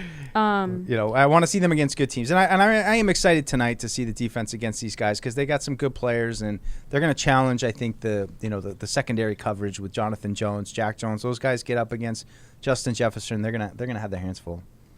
Continue with the phone calls here. We'll go to Jake in Australia. Jake on the Patriots pregame show fueled by Dunkin. What's going on, Jake?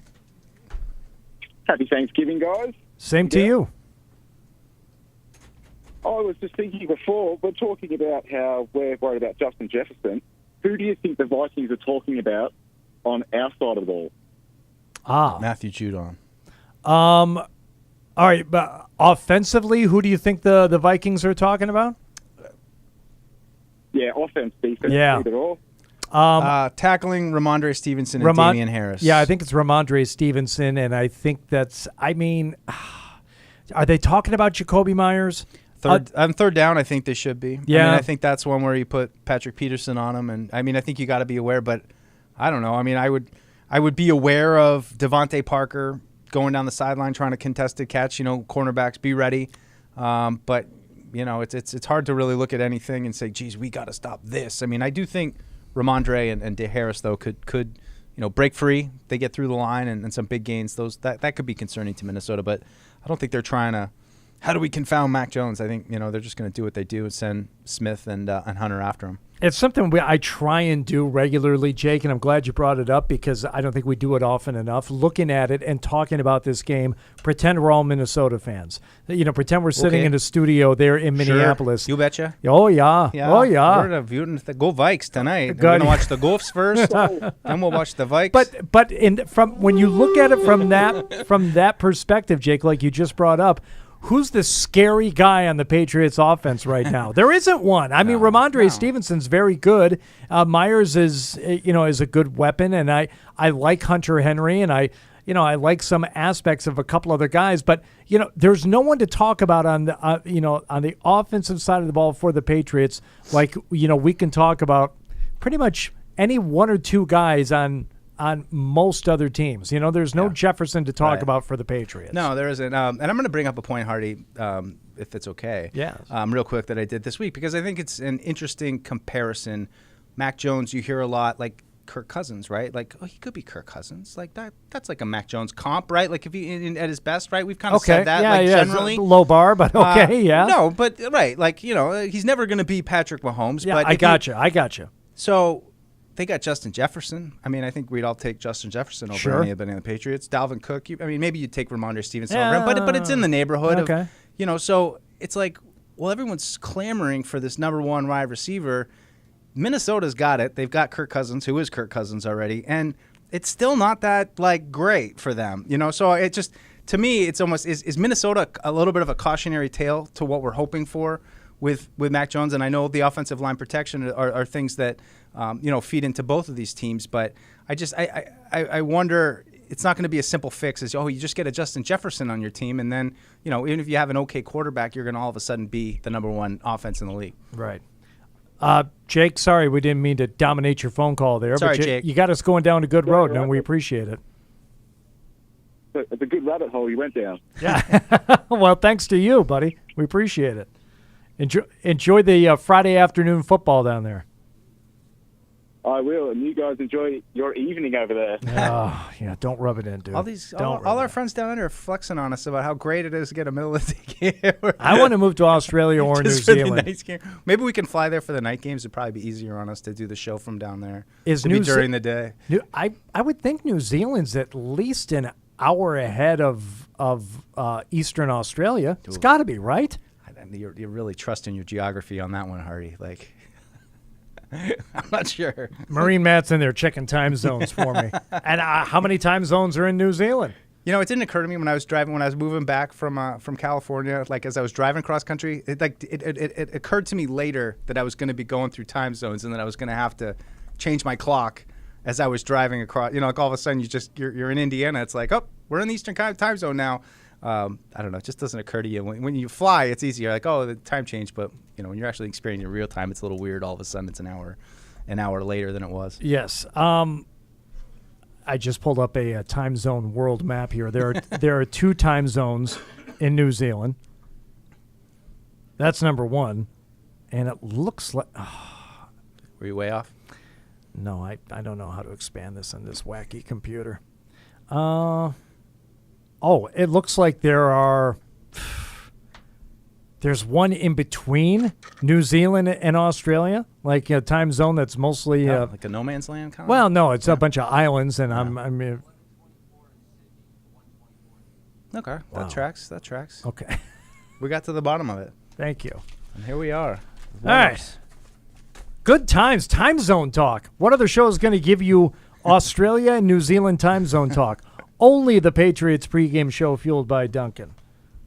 What time is it in Buffalo? Let's ask Brandon. Brandon, what time is it in No, I know what time it is. Don't answer, Brandon. Thank you for calling. What's up? Happy Thanksgiving. You too. Thanks, Brandon. This is what I wanted to ask. Why don't the Patriots just go back to what they used to play? Play action, 5-4 wide, the good passing, to the tight end. Yeah. They need because they need the tight ends to block too much, and they can't afford to have them down. Yeah. Am I completely out of line? No, you're completely on it. I mean, no, that's it. I mean, I think the point is a good question. But I would just say when you go like that, you spread out 5 wide. You're saying I think my 5 offensive linemen are going to be able to block long enough for Mac Jones to get the ball out. And I mean, I don't think they're there yet. I mean, I do think that I don't think that they could have. There was a way for them to carry over the Josh McDaniels offense. I mean, maybe they could have tried, but I don't think anyone could have taught it like he did. And I mean, that doesn't mean that I think what they did was right. But I do think that they had to kind of do something. And I agree with Paul's point that he always goes back to, which is, yeah, it looked pretty efficient last year. Mac Jones was an average quarterback last year in the league as a rookie. That's excellent. We were all really excited. I think somewhat they had to hit the reset to establish more explosiveness, and that was what we saw in camp, is this continued desire to push the ball down the field, and so I think you talk about that being the goal. Then going back to the offensive line point, are they able to really do those things? So I do think they needed to find a new level offensively. I'm not sure. It hasn't worked out that way just yet. All right, we got warm-ups. Looking at warm-ups in Minneapolis right now. Patriots, Vikings. It's the AFC special teams. You know who that is? Marcus guy. It's Marcus. That's the man. That is the man. You have to think. Big return. Yeah. So he's Nick Folk's got 4 special AFC special teams player of the weeks over the last few years, and now Marcus Jones joined him this week with his own. All right. Let's go ahead and step aside here for a moment. We will thank Dom's, who are now the official steak tip of the New England Patriots. Dom innate the grill this season. Oh, I see what you did there. Classic. With a tailgate box subscription, visit domsausage.com to choose your plan. Get a curated box filled with quality meats delivered to your doorstep, ready to grill for the game. You will be the MVP of the tailgate season. TouchView Interactive from the Yokers Company offers New England's leading schools and businesses technologically advanced and easy-to-use interactive displays, providing enhanced collaboration and improved student outcomes in the classroom, and an easy way to foster communication and teamwork in any business environment. Available in multiple sizes, TouchView also offers a built-in PC, allowing for easy use through video conference systems. For more information, visit okers.com. $1 million? For picking players? That's a lot of money, DraftKings. You know how many jokes I got to tell to make $1 million? Probably like a half of one. Take a free shot at $1 million with DraftKings, the leader in daily fantasy sports. Get in on the action with DraftKings, the official daily fantasy partner of the New England Patriots. New customers can download the DraftKings app now and play free for millions in prizes using code PATS. That's code PATS, only at DraftKings. Minimum $5 deposit required. Eligibility restrictions apply. See DraftKings.com for details. Verizon, the network America relies on, and the official 5G network of the New England Patriots. Patriot Place is the region's #1 shopping, dining, and entertainment destination. Shop your favorites, including Vineyard Vines, Express, Olympia Sports, Petco, and more. Enjoy dining at one of our 19 restaurants, including 6 String Grill and Stage, Scorpion Bar, and Bar Louie. And don't forget about the entertainment. Explore your inner artist at Muse Paint Bar, watch a movie at Showcase Cinema Deluxe, or grab a controller and start gaming at Helix eSports. For a complete directory listing, please visit patriot-place.com. In sports, if you think joy only happens after you win, think again. Look at the world's most successful athletes like Serena Williams, Brooks Koepka, and Alex Morgan. They don't spend all their days grinding away. They take time to enjoy themselves, like getting together with friends over a Michelob Ultra, because they know that happiness is the key to winning, and that joy is the whole game, not just the end game. Michelob Ultra. 95 calories, 2.6 grams of carbs. It's only worth it if you enjoy it. Enjoy responsibly. AB Michelob Ultra Light Beer, St. Louis, Missouri. There's no season better than football season. And there's no better place to get in on all of the action than with DraftKings, the official daily fantasy sports partner of the New England Patriots. To add to the thrill, DraftKings has millions of dollars in prizes up for grabs every week. So head to the app now and check it out. If you haven't tried it yet, fantasy football is easy to play. Just pick 9 players, stay under the salary cap, and pile up points for yards, touchdowns, receptions, and so much more. There's no better way to put your football knowledge to the test than to compete for a shot at $1 million in total prizes. Download the DraftKings app now and use promo code PATS to get a shot at millions of dollars in total prizes every week. That's promo code PATS to get a shot at millions of dollars in total prizes every week, only at DraftKings. Eligibility restrictions apply. See DraftKings.com for details. Join the conversation by calling the Ace Ticket hotline at 855-PATS-500 or email the show at webradio@patriots.com. You had a couple of real smelly keys, and they were not good. So I'm hoping you have a better one today. Live from our studios inside Gillette Stadium, here's Hardy. I sometimes hear myself, and I think I'm being very charming and funny when I say things like that. It's not. You're a jerk. I am a jerk. You're a bully. Oftentimes, hurting feelings. I couldn't bully anything around the world. That's why I try to act like that. I was never big or tough enough to be the bully. I try and do it now, but I got an observation. Comes off poorly. I think. I don't think I come off that good. Yeah? He's good. Micah Parsons. Oh, he's yeah. good at football. Oh, he is. He's good at football. He is a terror. Remember those first mock drafts back in the day where it's like, Patriots 50. Micah Parsons. How about that? Yeah, there's Mac Jones. And there's Mac. Mac Jones warming up at what is it? M&T Bank Stadium. Is that what it's called? Is that what it is? I don't know. Somebody Can I call it the Metrodome? You've been there. No. Oh, I have been good. there. I have been there for a very depressing night. Yeah. Very depressing week. It was one of the worst weeks ever. It really was an awful, awful week. You stuck there too hard? Yeah, you were there? Yeah, doing shows from the mall, from the food court of the Mall of America. It was miserable. And let me tell you how awful that week was. In addition to it being 9 below zero, and it's a different kind of cold. You're standing out there waiting for an Uber. It's Paul. Yeah. I grew up in Michigan. I've been in Boston for 20 years. I know from cold. You guys both know from cold. It's a different kind of cold. Minnesota. Number one. Number two. What's supposed to be the one fun night that you can bank on is the media night, which even that is touch and go, depending on how much fun it's going to be. They had Morris Day and the Time set up playing outside. And it was 8 below zero, and I walked past and I said, do you have any idea how disrespectful that is? That's Morris freaking Day. Yeah. That is the Time. I would have loved to have, enjoyed that, but I couldn't feel my lips. I would have loved to have said it out loud, but yeah, my lips weren't working. Oh, God, it was awful. So it's much warmer, and it was much warmer even at the Super Bowl inside that stadium. I think it is M&T Bank Stadium. I feel a data point coming on here. Yeah, you know me so well. Today's key data point. You interested in this at all, Hardy?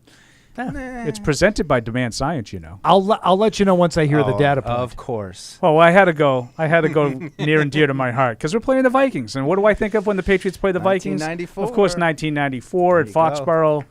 Patriots down 20-0 late in the first half before Drew Bledsoe does Drew Bledsoe things. Completes 45 of 70 passes, leads a valiant comeback for a 26-20 overtime win. NFL record for completions, 45, check. Oof. Attempts, 70, check. And gets the W. I think it was 421 yards and a couple of touchdowns, including the overtime game winner, too. Kevin Turner. Good job, Mike. And we don't work these things out ahead of time either. That was I believe Jared Goff has since completed 45 passes in the game, but the records is still intact. Bledsoe 70 attempts is still the most in the game, and 45 tied for the most. And that was en route to the 7 game. They were 3-6. They ended up finishing 10-6 in '94. That was one of the 7 wins in a row. To get them kick-started to the playoffs, and they've never been bad since. No, I think that was game. I was going to say that was a seminal moment in the Patriots' history. Well done. You've been waiting for a quarterback, and that game just, the energy, the excitement, it stands out to me. That was really one of those games that just kind of kick-started this whole thing. So that's what I think of when I think Patriots-Vikings. It's not a storied history, but that is absolutely, I'm going to steal your phrase, Mike, seminal moment in Patriots history. And that's why I chose that as today's key data point presented by Demand Science. I think I remember a pretty good game, maybe like 2010 or so, Halloween. I think that was another Vikings matchup. Remember Brandon Tate had a big run touchdown in that game too, but nowhere near Paul's didn't involve Drew Bledsoe. Right. So forget it. It turns out I was interested. It's a very good data point this week, Paul. Thank you, Hart. Rob, that means a lot coming from you. Good stuff. Thank you. It's good stuff. Let's go to Steve in Miami here on the Patriots Pregame Show. It's fueled by Dunkin. Hi, Steve. Hi, how are you? Happy Thanksgiving to Thank you, Steve. Thank you. Same to you.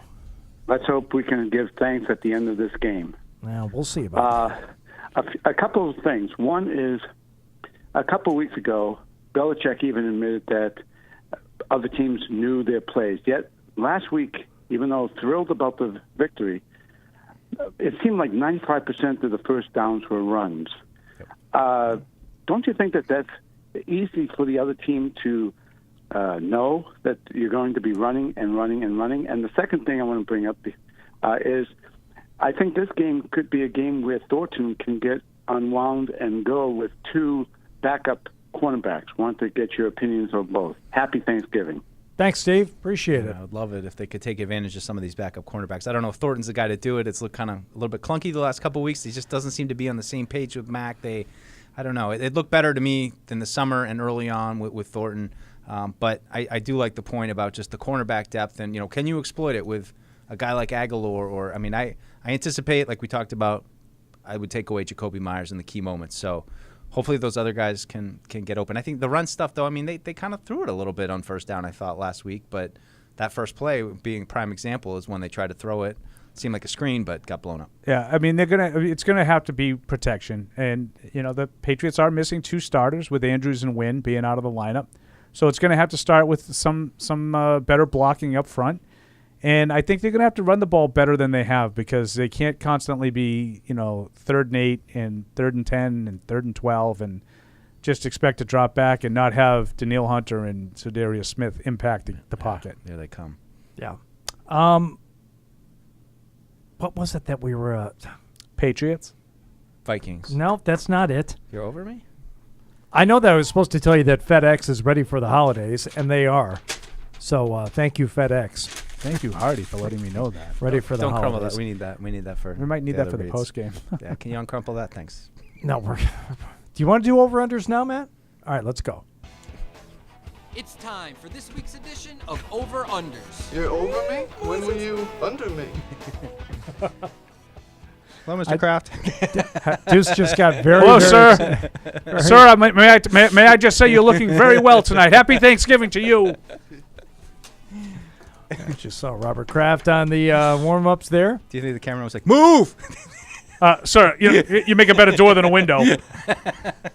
In Minneapolis, though, for the big Thanksgiving game, not that, there's any indication he wouldn't be, but if the owner doesn't have to be there, can skip a game if he wants to. Where else would he want to be? He wants to be here with the Patriots. Well, that's good for him. That's right. All right, what did we do last week in the over-unders there, Matt? Mike 5-1, Paul and Hardy 3-3, bringing the season totals to Paul 33-27, Mike 32-28, Hardy 31-29. Wow, it's a close race. It's very, good job, very Mike. close. 5-1. Good job. It's good for you. It's good. good. That's a good record. Hey, for I don't you. need your patronizing.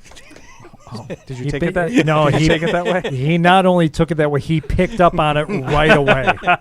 Hey, pretty good job. Pretty good job. It's good for you. It's good for you. All of it. Oh, it's very, very disrespectful. A lot. Mac Jones passing yards 230.5. Oh boy, am I ready Go to ahead, do it? Deuce. I'm going to do it. I'm going to say over. I'm going to go for it. I think it's good. Good situation. And as Paul's been saying, if not now, when I like the matchup, and I think that with the zone defense and stuff that they play, they should be able to move the ball a little bit. I'm going to go over. I'm going to take the over as well, and this is more of an indictment on what Minnesota does defensively. I think this is easy pitch and catch. They're going to give up yards. I don't know how many points it's going to lead to, but I think they'll have some yards here in the passing game. Yeah, I'm going over too, but it doesn't necessarily reflect how I think the game is going to go. If anything, last week showed us that you can have a great numbers night for your quarterback and not have a lot to show for it at the end of the game. But 230.5. What do you have? 246 last week. Yeah. Okay. They scored 3 points. We're in the hood. Exactly. 231 yards tonight. Sure, I'll go over. Ramondre Stevenson rushing yards 58.5. I like that. How many halves is that? Last week I went for Ramondre Stevenson, and it turned out to be a Damian Harris game. But I'm going to stick with Ramondre Stevenson. I'm going to say over. Well, it makes sense if they're going to bounce back and forth between the two, and the Patriots are going to stick with their long-standing tradition of not having a featured back. Feels like it's Ramondre's week, so I'll go over. I'm going to actually go a little bit different direction. I'm going to say under on this one. I think Harris gets some more rushing yards. I like what you guys are saying, though. I just wonder if Stevenson's going to pick up a lot of his yards in the passing game and receiving yards. What this is Deuce smelling blood in the water. And he's going to start. The reason I stuck with Stevenson is Stevenson got the carries last week. Stevenson had 15 carries to Harris's 8. Everything about what we said makes sense. Deuce even agrees with it, but he has 2 opportunities in the over-unders to do the opposite of what you and I both do, and he just took the first. You're explaining my whole strategy. You're giving it away, and I don't. My lead is. I know what you're doing. I know what's going on. She freaked me out. Kirk Cousins passing yards 247.5. Oh jeez. Oh jeez. Kirk. Yeah. Okay. I'm not getting away from what I said earlier. This Vikings team is pissed off. They got embarrassed. They don't want to be embarrassed again. And Kirk Cousins stinks in a big game. Whatever. I'm going over. He's going over. Yeah, I'm gonna stick with what I think. I'm gonna go under. I do think he'll move the ball a little bit, but I'm hoping under that. Yeah, I'll take the over also. I feel like either the Vikings are gonna have a good offensive night and be out in front, or the Patriots defense is gonna get out to another good start. Patriots are gonna have a lead and they'll have to throw, and they might get some cheap plastic yards. But either way, I'm gonna take the over. All right. Dalvin Cook rushing yards 74.5. Ooh, that's a good number. I think he's a threat for sure, but I kind of like what Paul was saying earlier, where Patriots maybe get them behind and they got to throw it a little bit and get away from Cook. So I'm going to go under on that one. I'm going to take the under too. I worry a little bit about the big plays from Dalvin Cook because he is explosive. Yep. I like him a lot, but I'm going to take the under. I'm just doing Deuce methodology here. Yeah, I'm going good over. job by you. I'm going over. I've got a methodology. Yeah, just I'm straight overs across the board so far. It worked for Deuce last week. He was under on everything. He ended up going 5-1. That's right. Maybe I'll go over on everything. I'm not saying I will on the last 2. I'm not saying it, Matt, but I might. We'll just do it. I might do it. Fine. Who knows? We'll find out. We'll go. Good. First score yards, either team, touchdown or a field goal, 24.5. Paul. Oh, the yardage. I'm trying to understand the question. How far is before I the answer it. score going to be? Yes, So, how many yards for the first score? First score. Be it a touchdown or a field goal. I'm going to take the over. Wow. It'll be a field goal. No. I'm just going to say yes because I think it will be 24.5 yards exactly. Can I do that? Sure. No. Push. No. I'm going under. I think the money has to be on the under on that. Yeah, I think I'm putting my money on the under too. Just in terms of like statistically, historically, I'm going to go under. Everybody's under? No. Oh, I thought Except you went for me? over. Yeah, I'm over. Yeah, we're Okay. under. And You were total over under, and you were underdone. Total score 41 and a Under, half. I over. don't know what that means. Under, over, done. 41 and a half. Is that me? No? No, it's you. me, Sorry. and the answer is over. Wow. I have the answer. Just if you guys pick the over, it's fine. If you go under, you're incorrect. You want to get weird? Let's get weird. I'm going under. Yeah, I'm going to take the under also. Just not a big believer in the offenses. That's fine. You guys are both wrong. It's no big deal. So it's only We'll one. find out. There's six of them. We'll find out. There's 6 of them. We got a full blown Sunday 6-pack, even though it's Thursday. But we got the full slate of games on Sunday to choose from. So we'll do those here in a little bit. We're going to talk to Michael in California first, and then we'll step aside for one more break. But first, Michael, you're up on the Patriots Pregame Show. What's going on? Hey, how you doing? Yes. Well, my thing is the offensive line. I think the offensive line is to protect Mac Jones, and they got to give him time in the pocket because I know that he's accurate. I know that Mac Jones could do it. I'm very optimistic about the game.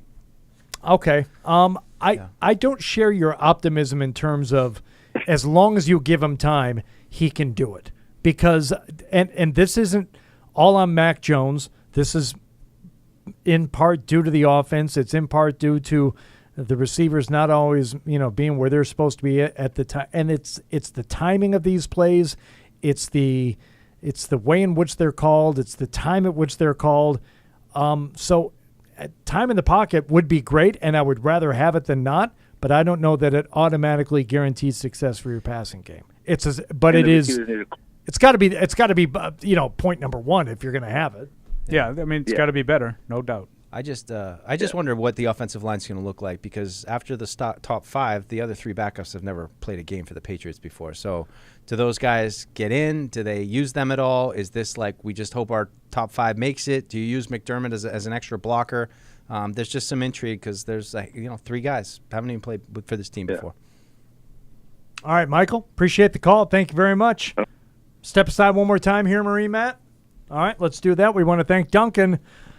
Always game on with Dunkin'. That's why grabbing a coffee is the most important game day ritual. Dunkin' open today on Thanksgiving. I heard that early this morning on the news. Dunkin' is open today. Thank goodness. Thank goodness we had Dunkin' tonight for this show. Oh, my God. That's what got me through. Me too. The best call for football is Dunkin', the official coffee of the New England Patriots. America runs on Dunkin'. TouchView Interactive from the Yokers Company offers New England's leading schools and businesses technologically advanced and easy-to-use interactive displays, providing enhanced collaboration and improved student outcomes in the classroom, and an easy way to foster communication and teamwork in any business environment. Available in multiple sizes, TouchView also offers a built-in PC, allowing for easy use through video conference systems. For more information, visit okers.com. $1 million? For picking players? That's a lot of money, DraftKings. You know how many jokes I got to tell to make $1 million? Probably like a half of one. Take a free shot at $1 million with DraftKings, the leader in daily fantasy sports. Get in on the action with DraftKings, the official daily fantasy partner of the New England Patriots. New customers can download the DraftKings app now and play free for millions in prizes using code PATS. That's code PATS, only at DraftKings. Minimum $5 deposit required. Eligibility restrictions apply. See DraftKings.com for details. Verizon, the network America relies on, and the official 5G network of the New England Patriots. Patriot Place is the region's #1 shopping, dining, and entertainment destination. Shop your favorites, including Vineyard Vines, Express, Olympia Sports, Petco, and more. Enjoy dining at one of our 19 restaurants, including 6 String Grill and Stage, Scorpion Bar, and Bar Louie. And don't forget about the entertainment. Explore your inner artist at Muse Paint Bar, watch a movie at Showcase Cinema Deluxe, or grab a controller and start gaming at Helix Esports. For a complete directory listing, please visit patriot-place.com. In sports, if you think joy only happens after you win, think again. Look at the world's most successful athletes like Serena Williams, Brooks Koepka, and Alex Morgan. They don't spend all their days grinding away. They take time to enjoy themselves, like getting together with friends over a Michelob Ultra, because they know that happiness is the key to winning, and that joy is the whole game, not just the end game. Michelob Ultra. 95 calories, 2.6 grams of carbs. It's only worth it if you enjoy it. Enjoy responsibly. AB Michelob Ultra Light Beer, St. Louis, Missouri. There's no season better than football season. And there's no better place to get in on all of the action than with DraftKings, the official daily fantasy sports partner of the New England Patriots. To add to the thrill, DraftKings has millions of dollars in prizes up for grabs every week. So head to the app now and check it out. If you haven't tried it yet, fantasy football is easy to play. Just pick 9 players, stay under the salary cap, and pile up points for yards, touchdowns, receptions, and so much more. There's no better way to put your football knowledge to the test than to compete for a shot at $1 million in total prizes. Download the DraftKings app now and use promo code PATS to get a shot at millions of dollars in total prizes every week. That's promo code PATS to get a shot at millions of dollars in total prizes every week, only at DraftKings. Eligibility restrictions apply. See DraftKings.com for details. Join the conversation by calling the Ace Ticket hotline at 855-PATS-500 or email the show at webradio@patriots.com. Dance and party all night and drink some cherry wine. Live from our studios inside Gillette Stadium, here's Hardy. Who was that singing? It's wonderful. It was really, really good. You know when you do something and you immediately think to yourself, I'm going to hear that at a later date? For sure. That's what happened last week. When He's that just happened. lurking back there, Matt.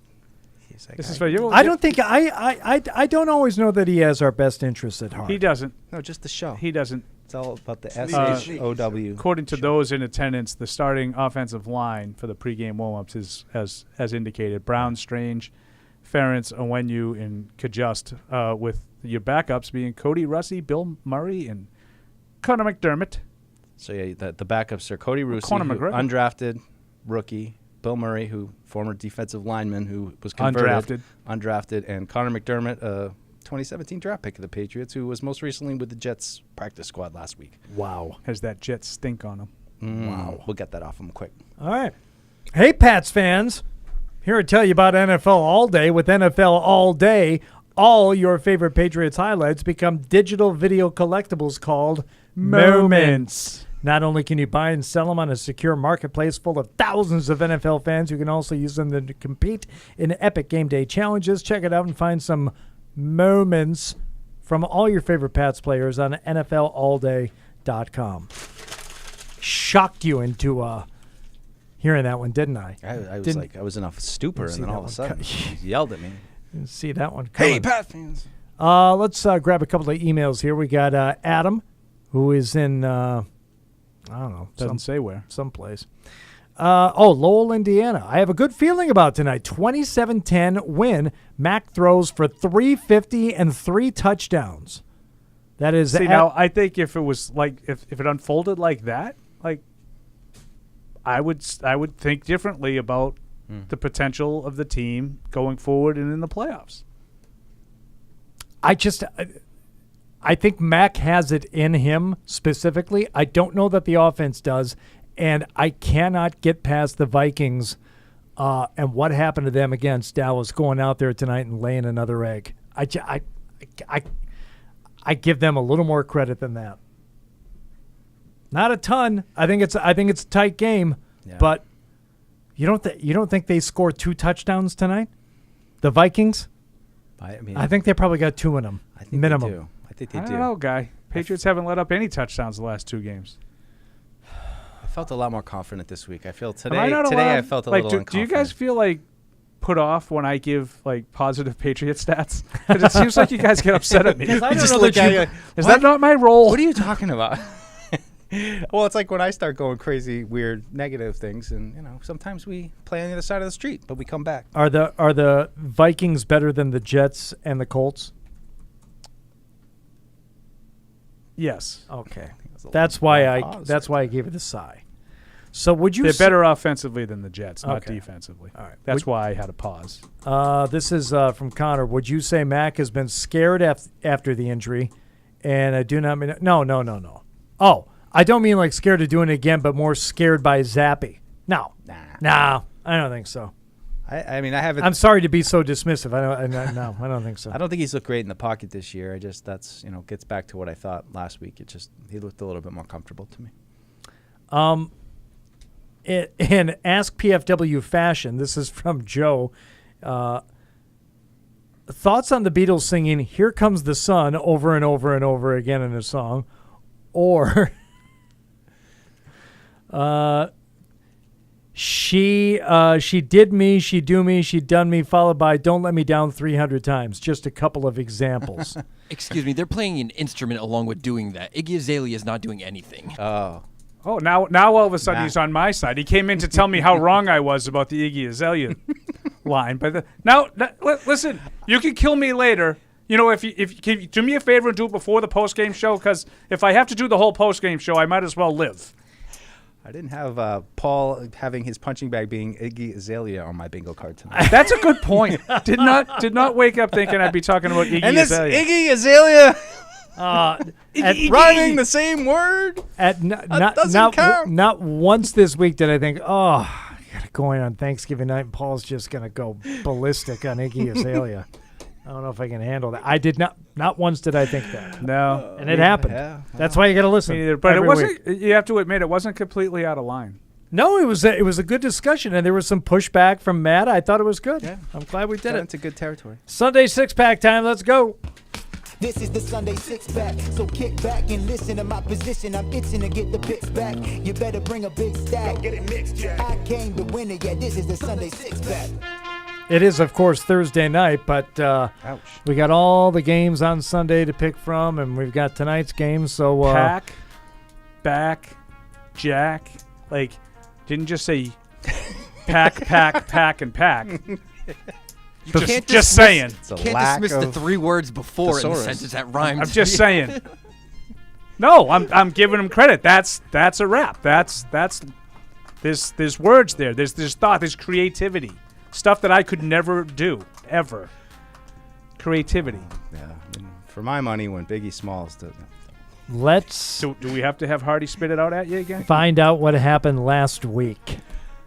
Hardy 4-2, Paul 3-3, Mike 2-4. Ooh. Season totals: Paul 33-21, Mike 26-28, Hardy 24-30. Paul with still a pretty good lead, but I'm opening the door for you guys to get back in. Yeah, it's a battle for second place right now. We're trying to keep the crowd into it. All right, what do we got up first? The 1-8-1 Houston Texans. This is Sunday at 1 p.m., by the way. The 1-8-1 Houston Texans at the 7-3 Miami Dolphins. Miami minus 13.5. Yeah, Davis Mills benched. I'm going to take Miami. I will lay the points. That's a ton of points, Paul. Are you doing it? It is a ton of points, and normally I would take the points, but I'm with Mike with Davis Mills benched and at Miami. It just seems like Houston's really a mess. They are a mess, but I'm not giving up almost 2 touchdowns. I'll go with Houston. The 3-8 Chicago Bears at the 6-4 New York Jets. New York -6. 6 points for a team that can't score more than 3. I'm going to take the Jets just because Justin Fields is out too, right? Yes. I mean, he's officially out or not? I don't know if he's officially yet, but separated shoulders sounds like. See, I mean, a separated shoulder, he's not going to be able to run, and that's all they can really do is have him run. So I'll take the Jets. Jets might only score 14 points though. Yeah, but they got another quarterback, and you never know. Maybe if the Bears can put up 10, they cover. I'll go with Chicago. I'm going with the Jets too. I think they're going to all of a sudden look good with Mike White at quarterback. It's going to be a bloody first couple of games there for the crew. We are split on both. Sunday at 4, the 5-5 LAC at the 4-7 Arizona Cardinals. The LAC -3.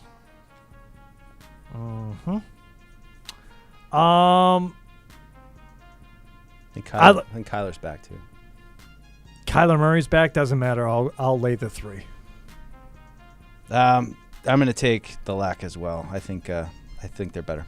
You were trying to trick me into taking Arizona. No, I wasn't. Yeah, a little bit. You were. Observation, making sure you had all the info. I didn't know Kyler Murray was back. I'm going to take the Cardinals.